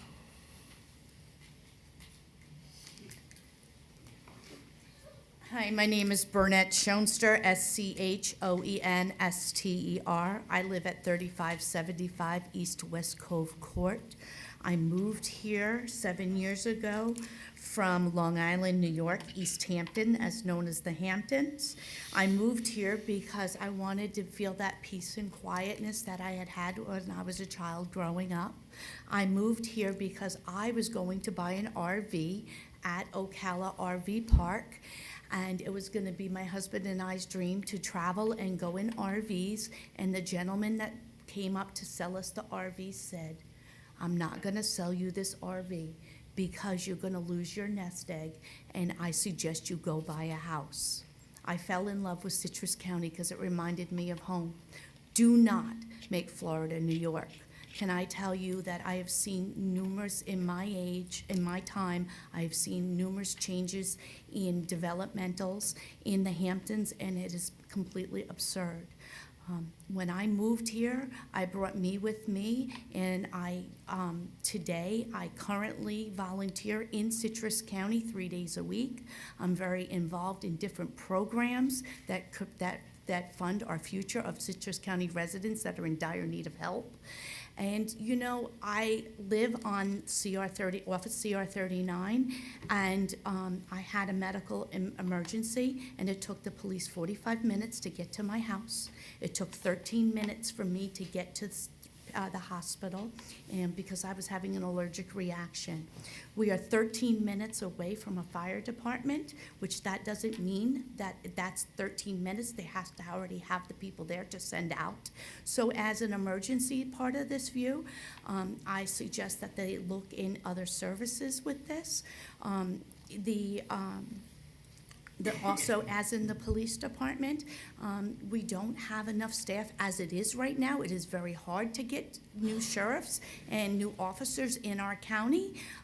As we see, the pay of cost is rising and the place of living is getting higher, and it's very hard. As well, it was the Hamptons that pushed all the local people out to where we are just resorts. And I can tell you, I worked in our local school district, and I had seen a total mess. And I don't want to see that happen to our area where I live. We had something called NIMS, not in my backyard. So why are you not building at this facility to live there? Why are you building in Crystal River? You know, we have to live here and deal with this, and I understand that. You know, I would love to bring my dog to the dog park. You know, I would love to enjoy the tiki restaurant, but not in my neighborhood. Thank you. Thank you. Next speaker, please.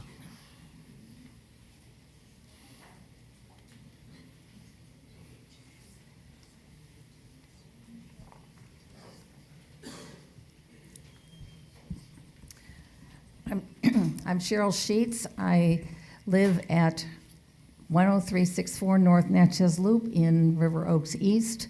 I've been here 29 years, and we've lived on the river for 29 years, and we have enjoyed the river for 29 years. The developer's stated vision is preservation plus serenity equals tranquility. He would have us believe that locating a 230-site RV resort replete with all manner of additional amenities and questionable water and sewer accommodations on the banks of the state-designated and protected outstanding Florida waterway will somehow enhance the nature coast for which Citrus County proudly bills itself. It is notable that Citrus County is already among the Florida counties with the most RV accommodations. Preservation. We know that the 2024 flood inundated various areas that were designated for RV sites, the Tiki Bar, sports, and existing well site before it receded several months later. Development along the river is primarily residential and is zoned to prevent overcrowding and thus destroying the river ecosystem, which encompasses not only aquatic plants and animals, but also the trees, plants, and wildlife along its path. Preservation of 90% of the trees is improbable. Potential runoff from impervious surfaces will pollute the river. Increased boat and personal watercraft traffic will be problematic as long as the detritus that is left behind by tourists. Serenity. It is improbable that noise will be kept to an acceptable level. Pickleball is one of the noisiest sports around, and the Tiki Bar will add to that noise level in addition to the daily sounds of normal use. The bright lights will light up the night for a considerable distance. Serenity is an immersion in the sounds of nature uninterrupted by human-generated noise. The area residents cherish the wildlife that visits our yards, and we have unblemished views of the night sky. Serenity is paddling quietly down the river, enjoying its natural beauty and seeing only the indigenous creatures, not fearing for your safety from personal watercrafts heedlessly approaching at dangerous speeds. Tranquility. The developer promises to provide preservation and serenity equaling tranquility, but we already have it. The current zoning is compatible with the river and its ecosystem.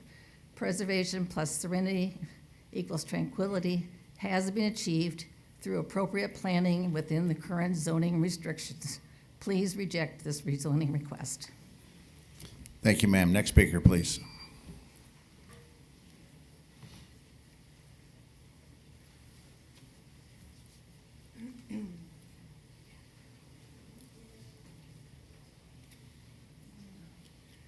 Good afternoon.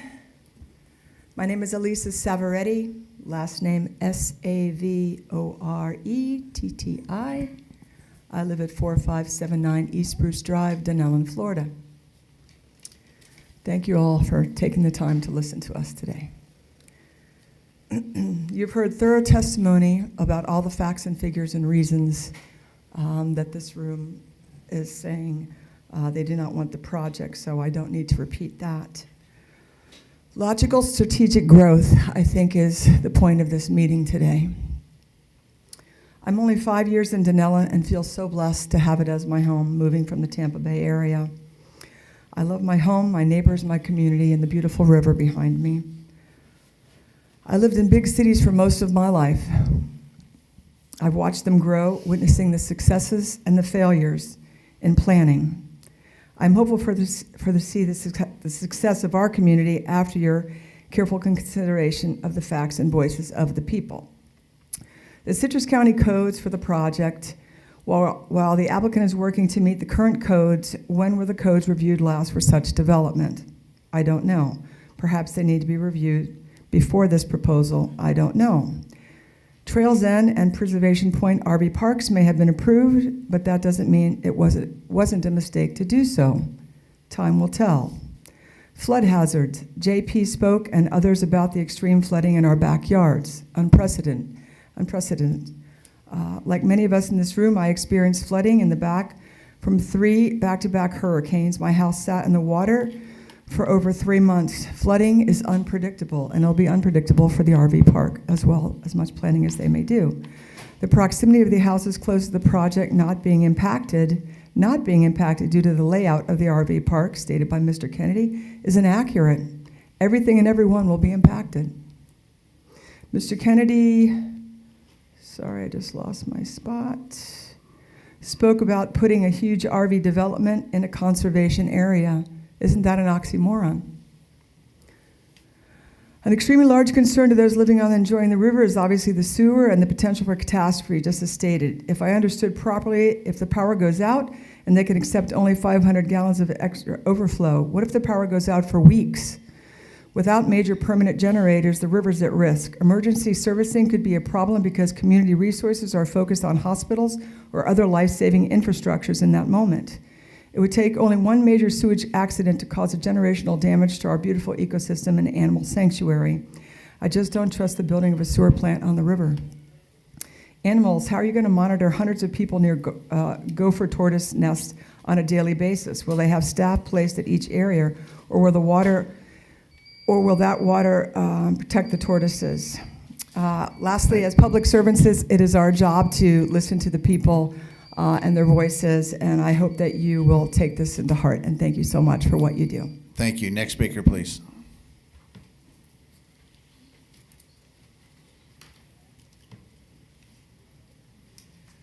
Hi, my name is Molly Arbogast, Arbogast. I live at 10365 North Natchez Loop. Please forgive me if I repeat things that have already been stated, but I'm nervous and I got to read what I wrote. Thank you for this opportunity to speak. Please vote no on the Paradise Meadows RV Riverside Resort zoning proposal. The 49.96 acre property was originally zoned with the foresight and vision that protected the value and sensitivity of the land and river. The quality of life and attractiveness for visitors hinges on these protections. We need to ensure that generations to come will enjoy the prosperity, beauty, and safety of this very special place we call home. As I look at the RV resort concept plan, I'm struck by the realization that a significant portion of the project lays in a FEMA-designated flood zone. Southwest Florida Water Management District took an overhead photo of this area in the fall of 2024. In this photo, I can clearly see a good chunk of the RV park underwater. To learn more about the Withlacoochee River, I went on the Southwest Florida Water Management District website. There I discovered a long history of flooding and drought, with photos dating back to 1933. What happens when the next flood hits? Will the wastewater from the 230 RV lots and the pollution from vehicles flow into the river freely, traveling downstream to sensitive environmental areas? These questions haunt me. With a sense of looming danger to humans, birds, turtles, fish, and wildlife, to me it seems incompatible with the surrounding residential area. The increased traffic on our already crowded river, to me, feels like a recipe for disaster. The increased traffic on our two-lane road from large RVs will cause great inconvenience. Today, it is difficult to pull out onto our two-lane road. Imagine the increased traffic in such a small area. Sounds like a nightmare. The 29 families living down Tall Pine will have significant impact with congestion of RVs coming and going. What will happen when the next hurricane hits? Will the roads accommodate an evacuation of so many people? We also get tornadoes and fires in our area. How will we evacuate so many on a small 2-lane road with no shoulder? I would like our community to grow responsibly with our eyes open and our minds engaged. A development such as Paradise Meadows is not an asset, it is a hindrance. Citrus County is full of opportunities that coexist with the protections of our most valuable resources. Please deny this application to change the zoning on this 49.96 acre development. Together, we can build a strong and prosperous future. I am proud to be a resident of Citrus County. Thank you for your time and consideration. Thank you. Next speaker, please.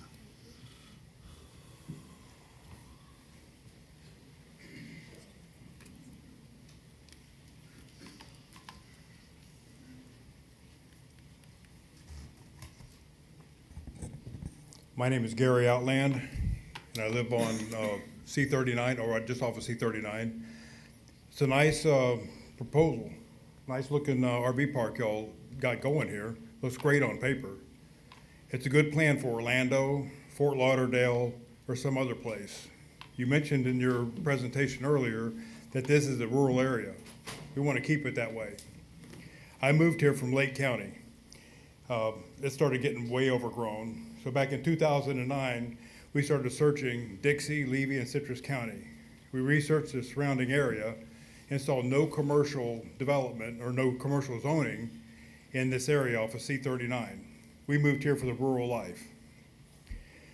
This proposed site is currently zoned for 4 houses. If you're looking to put 200, 250, 300 RVs in there, that's equivalent to 200 houses, 200 to 300 houses.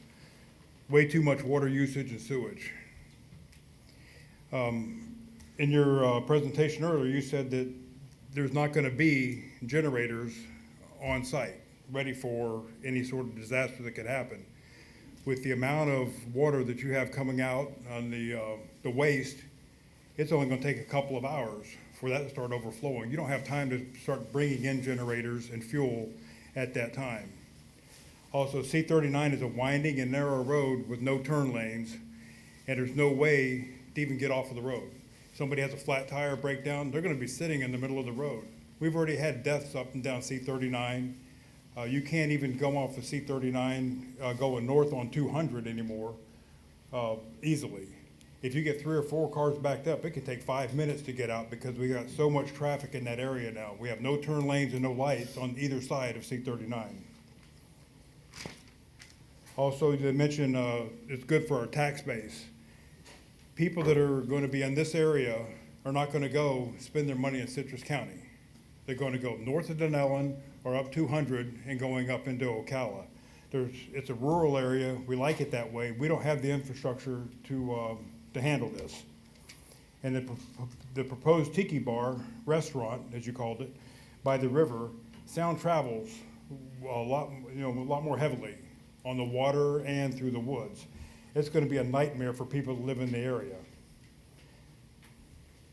And that's really about it.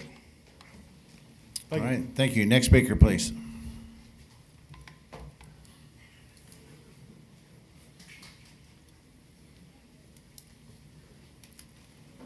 I'd like to request 5 minutes. I have a letter on file with Sierra Club Adventure Coast, please. Robin Orlandi. You're granted 5 minutes. Thank you. 11428 Linda Marie Terrace, Dunellen. I'm speaking today on behalf of the Sierra Club Adventure Coast Group, aligned with our commitment to protecting water quality and environmental resources throughout Florida. We ask that you deny this application on the grounds of incompatibility and inconsistency with existing use and with the vulnerable and ecologically important wetlands and aquatic resources of the Withlacoochee River. Both will be impacted by the density and intensity of the development proposed on this 49-acre site.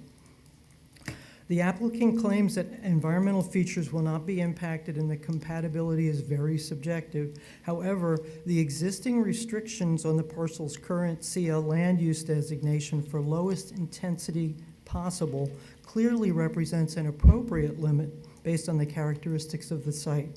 It should not be developed beyond the current density and other land use constraints which allow for 4 residential units. The Florida Department of Environmental Protection classifies the Withlacoochee as an outstanding Florida water. With that come extreme regulations. Activities or discharges within an OFW must meet a more stringent public interest test. The activity or discharge must be clearly in the public interest, particularly if an environmental resource permit is required, which it will be at this site. This application fails the public interest test based on the following factors used to define it: whether the activity will adversely affect the public health, safety, welfare, or the property of others; whether the activity will adversely affect the conservation of fish and wildlife. The pond that's proposed is a potential biologic spill vector into the river that could impact local species with disease, invasive species, etc. Whether the activity will adversely affect navigation of the flow of water or cause harmful shoaling. We all know what our springs have endured because people walk on them, move on them. It changes the configuration of the banks of the river. Boats going in and out can potentially prop scour the river bottom, disturbing habitat and local species. These are impacts that do not exist currently. Because of the regional value of the fresh water and services, ecological services of the Withlacoochee, not only to adjacent residents, but to the county and its citizens at large, the public interest in this case cannot be seen as strictly limited to adjacent neighbors. This concerns all of us. I kayak that river, the Rainbow, Lake Rousseau, and everything downstream. It matters that that water stays clean. That water is also considered a source in the Withlacoochee Regional Water Planning for the water gap that's projected in 10 to 15 years as a water source for recharge to the aquifer and to provide us with potable water in our communities. I've got that documentation with me if you'd like to see it. The site master plan provides no location for the DWTUs or a layout of the entire treatment system. This is critical information to judge the degree of risk this alternative new technology may present. Absent the information, this application should not be approved. The single study done by Dr. Brian LaPointe was conducted down in Polk County at an elevation of 125 feet, a very different soil and elevation scenario than we have in this case. In this study, the standards that are represented here were achieved in the application. However, that is a site that's not equivalent to the current site. Additionally, Dr. LaPointe and his co-scientists conclude from the study, this study provides an initial assessment of on-site DWTUs in situ, but was not comprehensive. Future study research should examine multiple units operating separately as part of a system. This was a single resident, single unit study. Additionally, they should be conducted in varied soils and water table conditions. What we have here is different from Polk County. All of these factors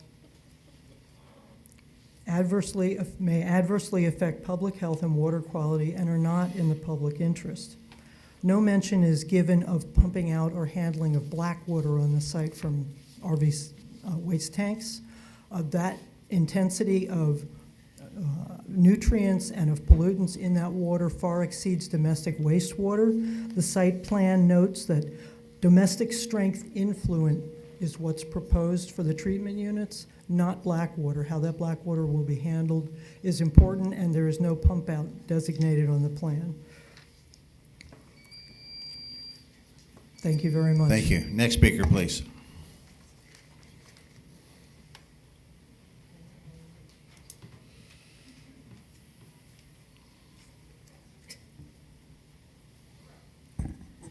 Good morning. PJ Offhammer, Citrus County. Never follow a librarian with. It's just, she's already said everything I needed to say, pretty much, but not really. I think we need to talk about the applicant's assertion that you should approve his plan. He bought the property knowing what the property was zoned for, as do all of us when we buy property. It is what it is zoned for when you buy it. You have zero obligation to change that. You do have an obligation to consider compatibility, and your comp plan also says you need to consider the compatibility of surrounding parcels. They have property rights. It's not just the applicant who bought the property. Everybody who owns a parcel in this county has a right to have what they bought at the time. This is a very rural area. It is outside of the planning area. As a firefighter, where's the closest fire hydrant? We don't have service out there. We don't have enough space for 230, which is probably 500 people in a full capacity lot. That exceeds the carrying capacity of that river. They don't have a bona fide septic plan. I mean, this kind of gives me shades of Ozello. If you remember that, I mean, talk about bad approvals. We never should have done that because their septic plan was egregiously insignificant, not good enough. And Mother Nature, within a month, proved that because we required them to have leach fields that were 13 feet above grade.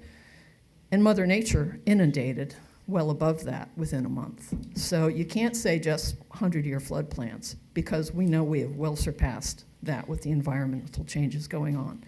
So this septic system that they have may be great somewhere in an upland area where you're converting homes to septic as it was meant to be for domestic uses. This is not a domestic use. Now, you do have a problem with 230 sites or however many that they allowed to be there for 6 months at a time. Who's going to make sure they only stay for 180 days? Our comp plan says you can stay for 180 days. What happens if somebody rents it for 6 months and leaves their vehicle there and we have a hurricane? I heard nothing about evacuation plans. I heard nothing about cleaning out the septic areas before a hurricane comes in when we know we can expect flooding that may be there for months. This plan is, I'm sorry to say, it's a bit of a joke. It's not a very good plan. They give you a conceptual site. They don't have an actual site plan. Things could change. Where did the grease traps drain to in the restaurants? He said you can get food at the clubhouse and the tiki bar. There are other things that could go into the river that should not be there. Thank you. Next speaker, please.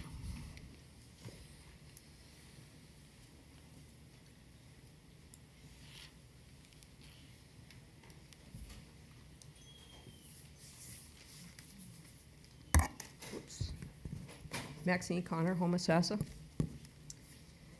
I talked to an Ozello resident who lost part of his leach field washed away in a hurricane, and that can happen here. Also, if you go into the FDEP, Florida Department of Environmental Protection website, and click on the map for the Basin Management Action Plan for the Crystal River, and you click in the water where the river empties out into the Gulf, a window opens up that tells you that the water is contaminated for the parameter of shellfish harvesting. Also, Fort Island Trail Beach is periodically closed due to elevated fecal bacteria, a similar issue. That could happen here.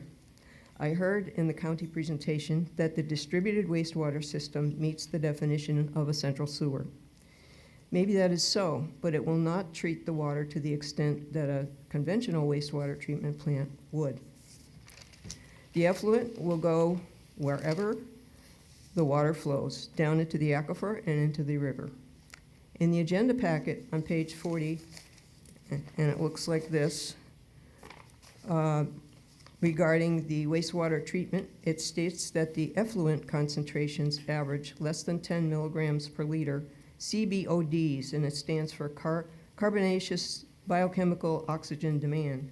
And it also says that that CBOD depletes oxygen, threatening aquatic life. It also says the effluent concentrations average less than 10 milligrams per liter to total suspended solids. It also says effluent concentrations average 25 milligrams per liter in the vicinity of that for total nitrogen, if I read it correctly on my copy. Adding any nutrients to the Withlacoochee is unacceptable.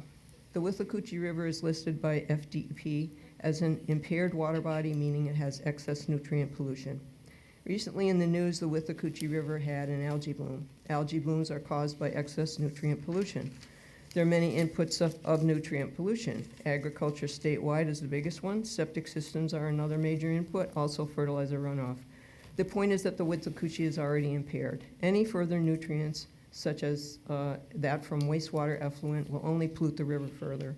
This is a lovely park, but would not be good for the Withlacoochee. Please do not approve the zoning change. Please protect the river. Also of note, projected water use in the submitted water and sewer capacity data document further illustrates this intensity of use. 4 residential units as permitted under current land use zoning would draw 21,600 gallons of water per month based on a 4-person household. In the contrast, the proposed park would use 24,975 gallons per day, even with the reduction in RV sites in the resubmittal. Thank you. Thank you. Next speaker, please.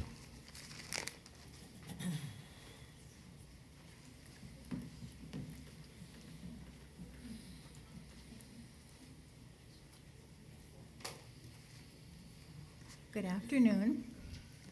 I'm Mary Beth Vaudrin, Vaudrin. I live on North Silver Lake Point. I want to say that the roads are intersecting with Talpines Terrace, and this is our only exit road. And I want to, rather than focusing on the environment and the impacts on the river, I just wanted to highlight some possible cost issues that we're going to be facing. I believe that Tall Pines Terrace at Quarter Mile won't be needing new road updates because it is, I believe, also a Class 10 road. It has not been updated since its built in the 70s. We'll also need the wider turn lanes going out there. And also, I believe that with the additional traffic, that CR 39 is going to need to be upgraded to continue the reduced speed zone that is featured at the Natchez Loop coming up. It'll have to go up the hill, so that adds another mile to the upgrade of the road system as for signages, flashing lights, whatever. And with the significant increase in traffic, it'll create problems both at the CR 41 and highway road links, 200 road links. And traffic control devices are going to be needed. In 2023, the cost of a basic 2-lane traffic signal with no turn lane was $100,000. And operating these signals costs $10,000 a year. A couple of notes on anticipated taxes brought in. Because of our location in the county, expecting all the taxable dollars to go to Citrus County is not realistic. And I would guess it'd probably be less than a quarter that the county is going to be seeing in profits from the increase in the taxes paid by the visitors to our area. The property tax on these 4 undeveloped building lots, they're not cow pastures and they're not ag. The current taxes for this lot for 2025 is $6,300. A home built recently, 2 years ago on Midnight Terrace, it's lot 31, which is a quarter mile away from this development. They built it basically 3 years ago, and it is valued at $530,000, and their taxes were $8,000 in 2024. So if 4 single-family homes are built on the 4 lots at a value of $850,000, which is not out of the range because of the amount of acreage that these are going to be put on, would see $64,000 a year in property taxes. And this would be without need for road construction, reconstruction, turning lanes, safety issues, and environmental impacts associated with the traffic. Thank you, ma'am. Next speaker, please.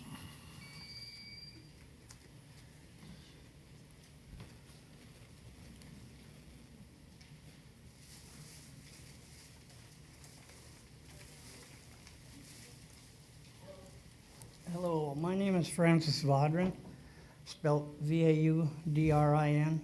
I live on 10463 North Silver Lake Point, and this is at the end of Tall Pines, which is currently 29 homes, and this Tall Pines is the only exit for all of us, and adding RVs and such exiting and entering on Tall Pines is going to increase our traffic flow. According to a 2024 traffic poll, there's 2,600 cars that pass this area. On Wednesday at noon, this was taken. So that's, you know, we're gonna add quite a few more cars traveling on C-39. And if this does go through, this increase in traffic could create significant problems on C-39 on either end, and would, right now, it's very difficult to get out on from 39 onto 200 or 41. So this possibly will require traffic signals. And, you know, is the county gonna bear the cost of that just because this RV park goes in? Or is there any, wondering if there's any plan for traffic signals on those intersections? A safety evaluation should be should go into effect for this road, so that we know what's going to happen on these intersections. I did a little study on the traveling at 55 miles an hour coming over that hill and going towards Tall Pines is 13 seconds from the top of that hill. When you can see Tall Pines, that vehicle is traveling 13 seconds before you get to Tall Pines. It just doesn't give enough time for a person to stop if a slow-moving vehicle is turning out onto C-39. So this is another consideration of mine. That whole area, the whole road, is a no passing zone, lanes going both directions. So this is a lot of concern for me and everybody that lives out there. Thank you very much. All right, thank you, sir. Next speaker.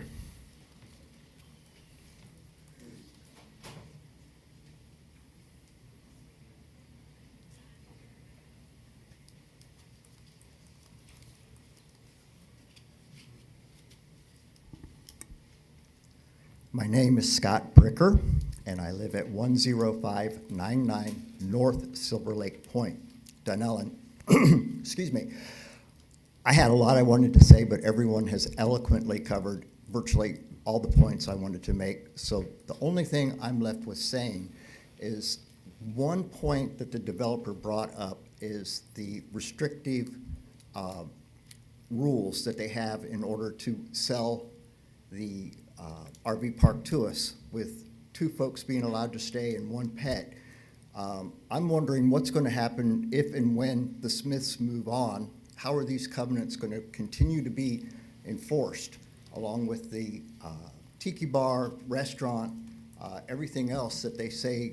And it all sounds good, but if and when, and likely they will move on or decide to sell it, how will we continue to maintain this peace and quiet that they promise us? Thank you very much. Thank you, sir. Next question, or next speaker. Next question. Next speaker. And we have closed the overflow room, so. The overflow room is closed. Perfect. Anyone else? Last call. All right, Mr. Kennedy, it's your opportunity to rebuttal the public portion of the meeting. Okay. You give me just 1 second.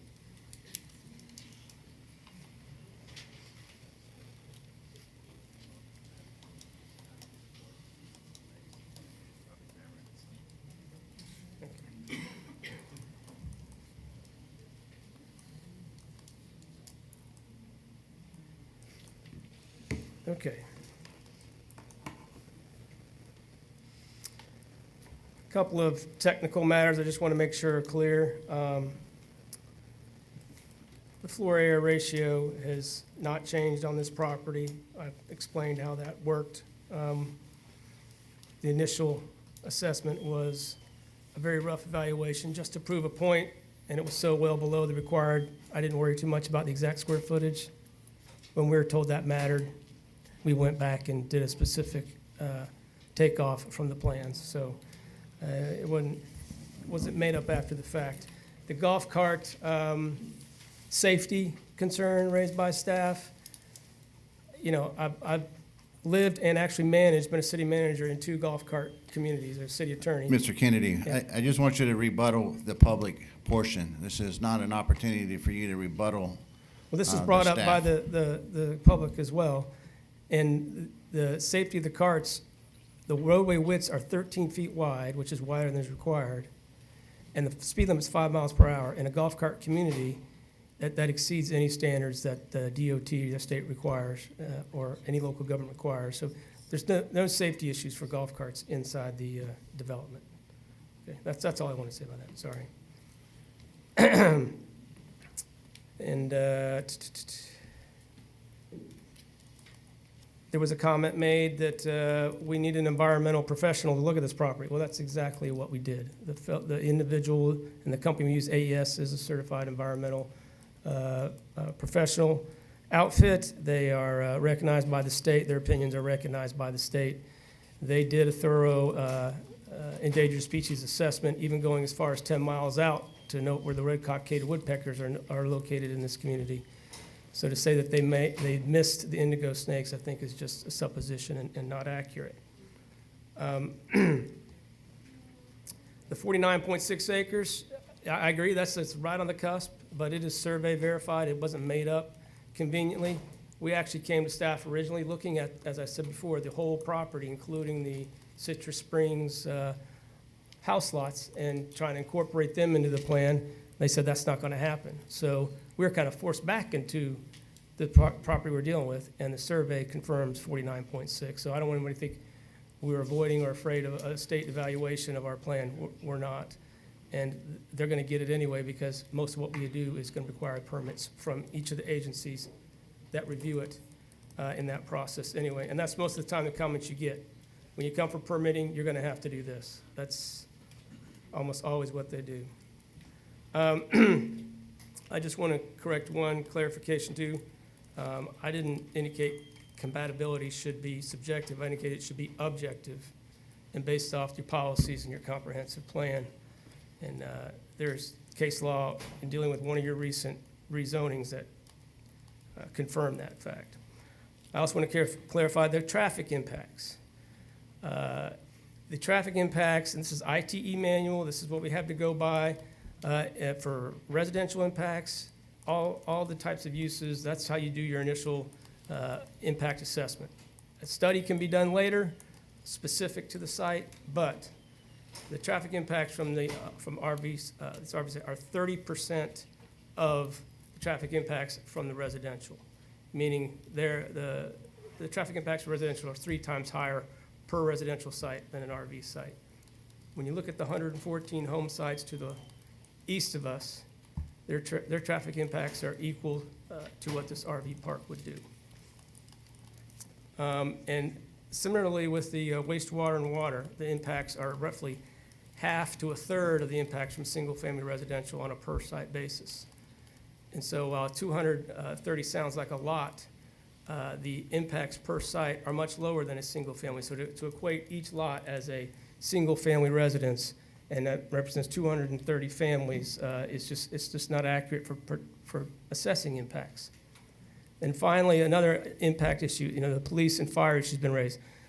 We're going to be required to pay a pretty substantial impact fee to both the fire and police impacts. That's how Citrus County has chosen to address that issue. And I believe it's in the neighborhood of $80,000. I can pull that up real quick. Law enforcement will be a $91,000 impact fee. Fire and EMS will total close to $75,000 towards those amenities, those necessary amenities. So hopefully that can help to bolster the law enforcement presence in this area of the county and the fire services. that's what you need to improve those services, is you need more tax dollars. You just do. That's the only way you're going to be able to do it. They cost money. It just does. And the last thing I want to point out, and I'm not pointing this out to think, I don't think what's to the east of us is not allowed. They're permitted. I'm assuming everything was put in above board, and septic tanks and the wells for each of those houses are above board, but all those houses on the water are in the flood hazard. They're all in septic tanks in the flood hazard. They all have wells in the flood hazard. We're not asking for anything more than what that area of the county already has in place when you look at the overall impacts from this project.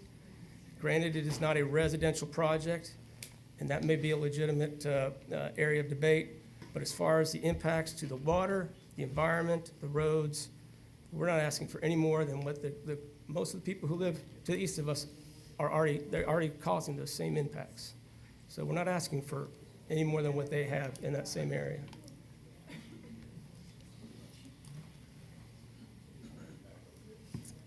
And again, if there's any concern about us adhering to our promises, I've said whatever we need to put in the ordinance as a condition, we can put in the ordinance as a condition. But to say that there won't be enforcement, so that's a reason to deny, is just not appropriate. We will have self-enforcement, and we will have oversight from the state agencies and the county. And they will be invited on the property anytime they can walk on to make sure we're doing it right as is their authority. So we'll be subject to code enforcement locally as well as state enforcement at the state level.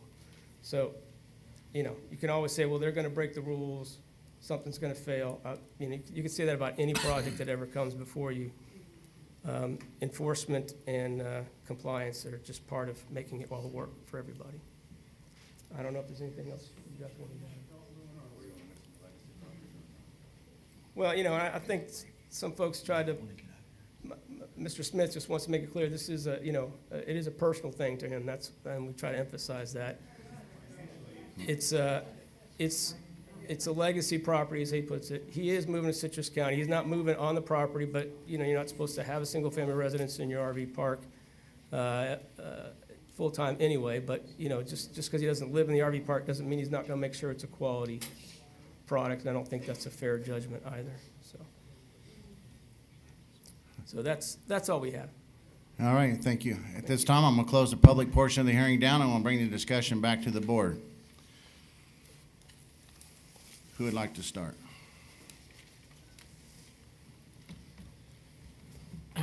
Commissioner Stone.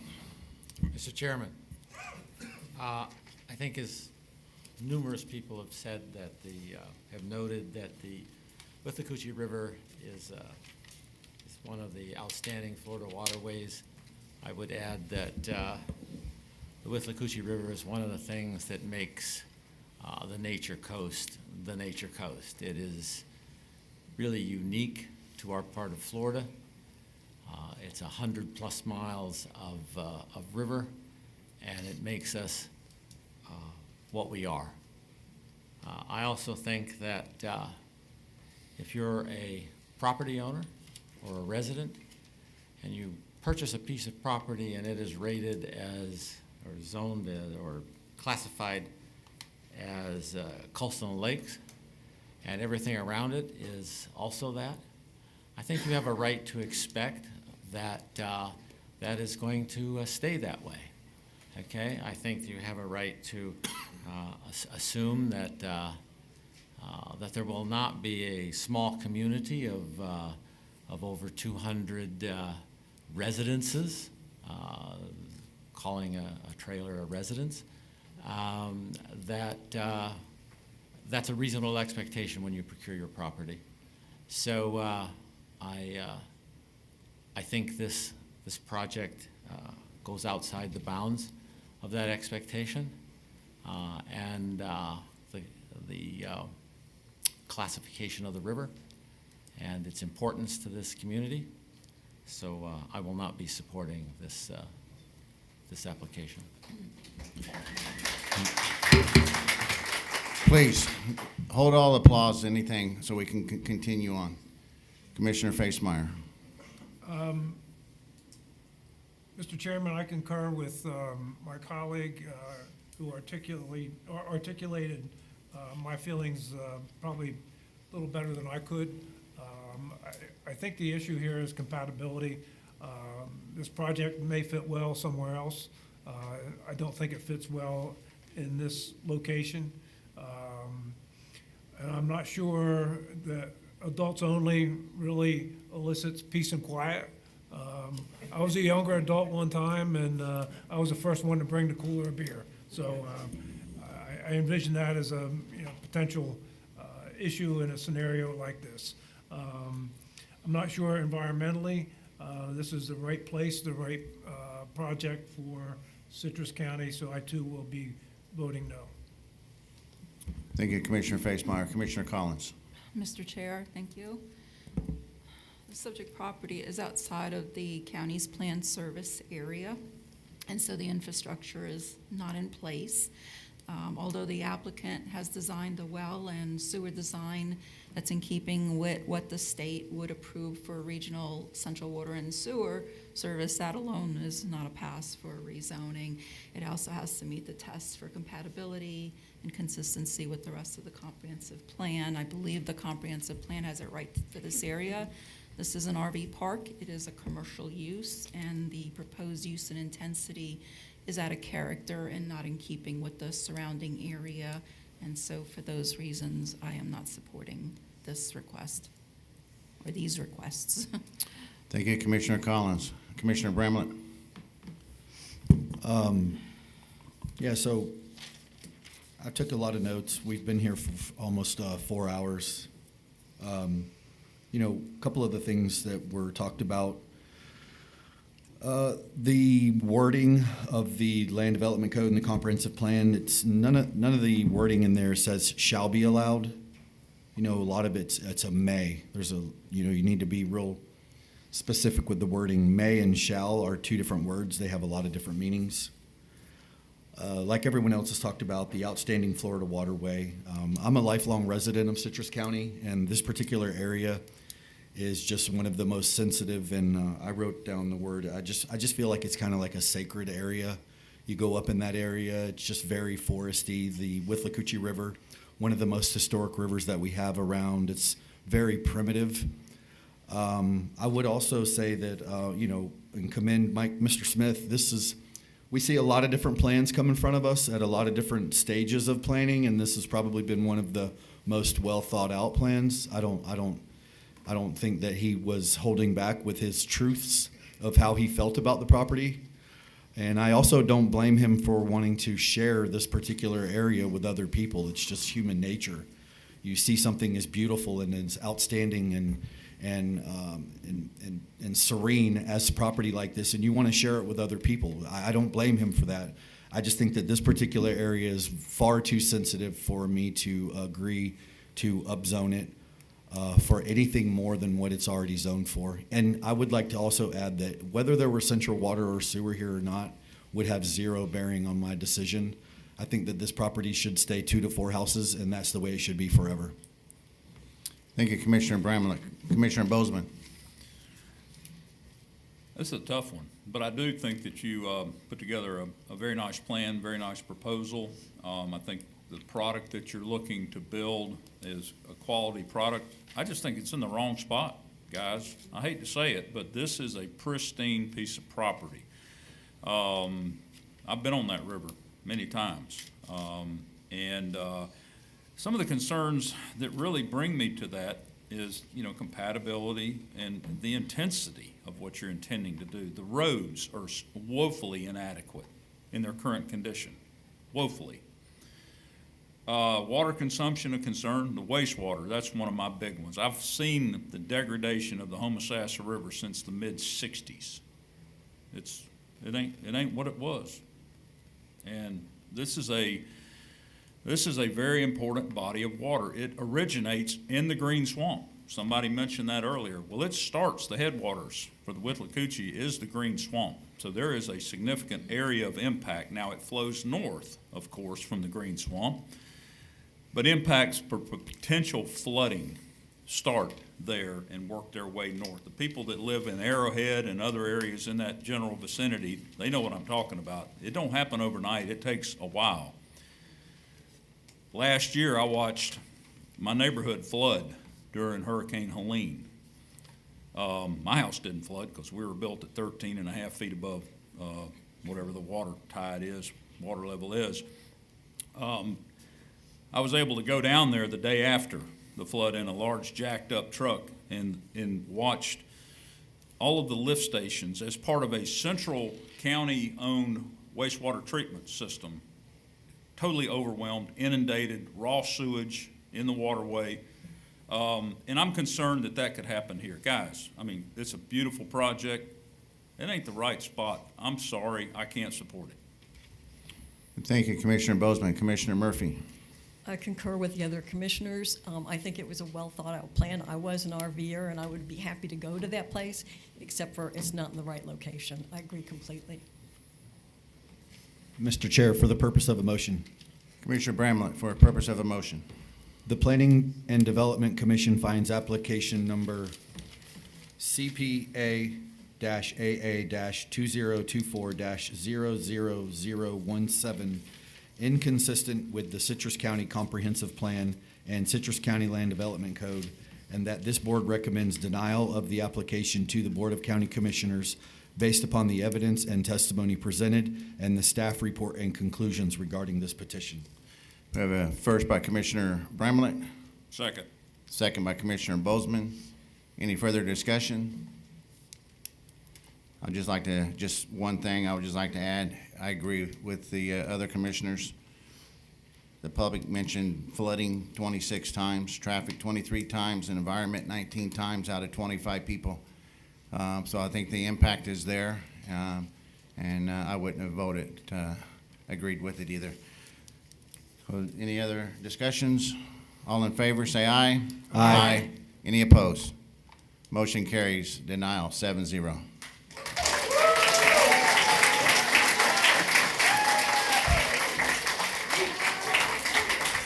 All right, just for, if you can, we still have business here, so if you can exit quietly or sit down and be quiet, one or the other, that'd be greatly appreciated. Thank you. One's ready.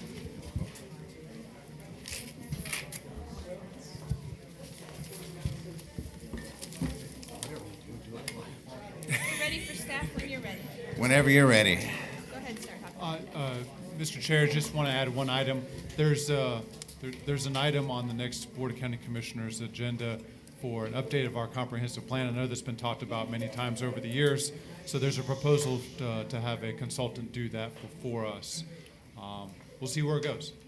All right, awesome. And so your next meeting in 2 weeks is one application. We will not be here past noon. I can guarantee that. October 2nd has been canceled. The items on there could not pull it together in time, so the October 2nd meeting will be canceled. The second meeting in October, we've been advised by a resident that they've hired an attorney to intervene. We don't yet have that in-house, but if we get it in time, we've got a few weeks yet, there will be a full intervener process with attorneys on either side. If you watch the Pine Ridge one, boy, those are fun. Yep. But we rely on our attorney here to keep us straight. It's very much like a courtroom setting, even more than usual. So that would be the second meeting in October after a meeting off. October 2nd is canceled. October 2nd is canceled. What a great day, huh? All right. Anybody have any other business? It's my birthday, but that's not why we canceled it. Oh, sure. Now we know. And I'm 30, so don't ask anything more than that. So am I. All those puppies around us. No other business? Motion to adjourn.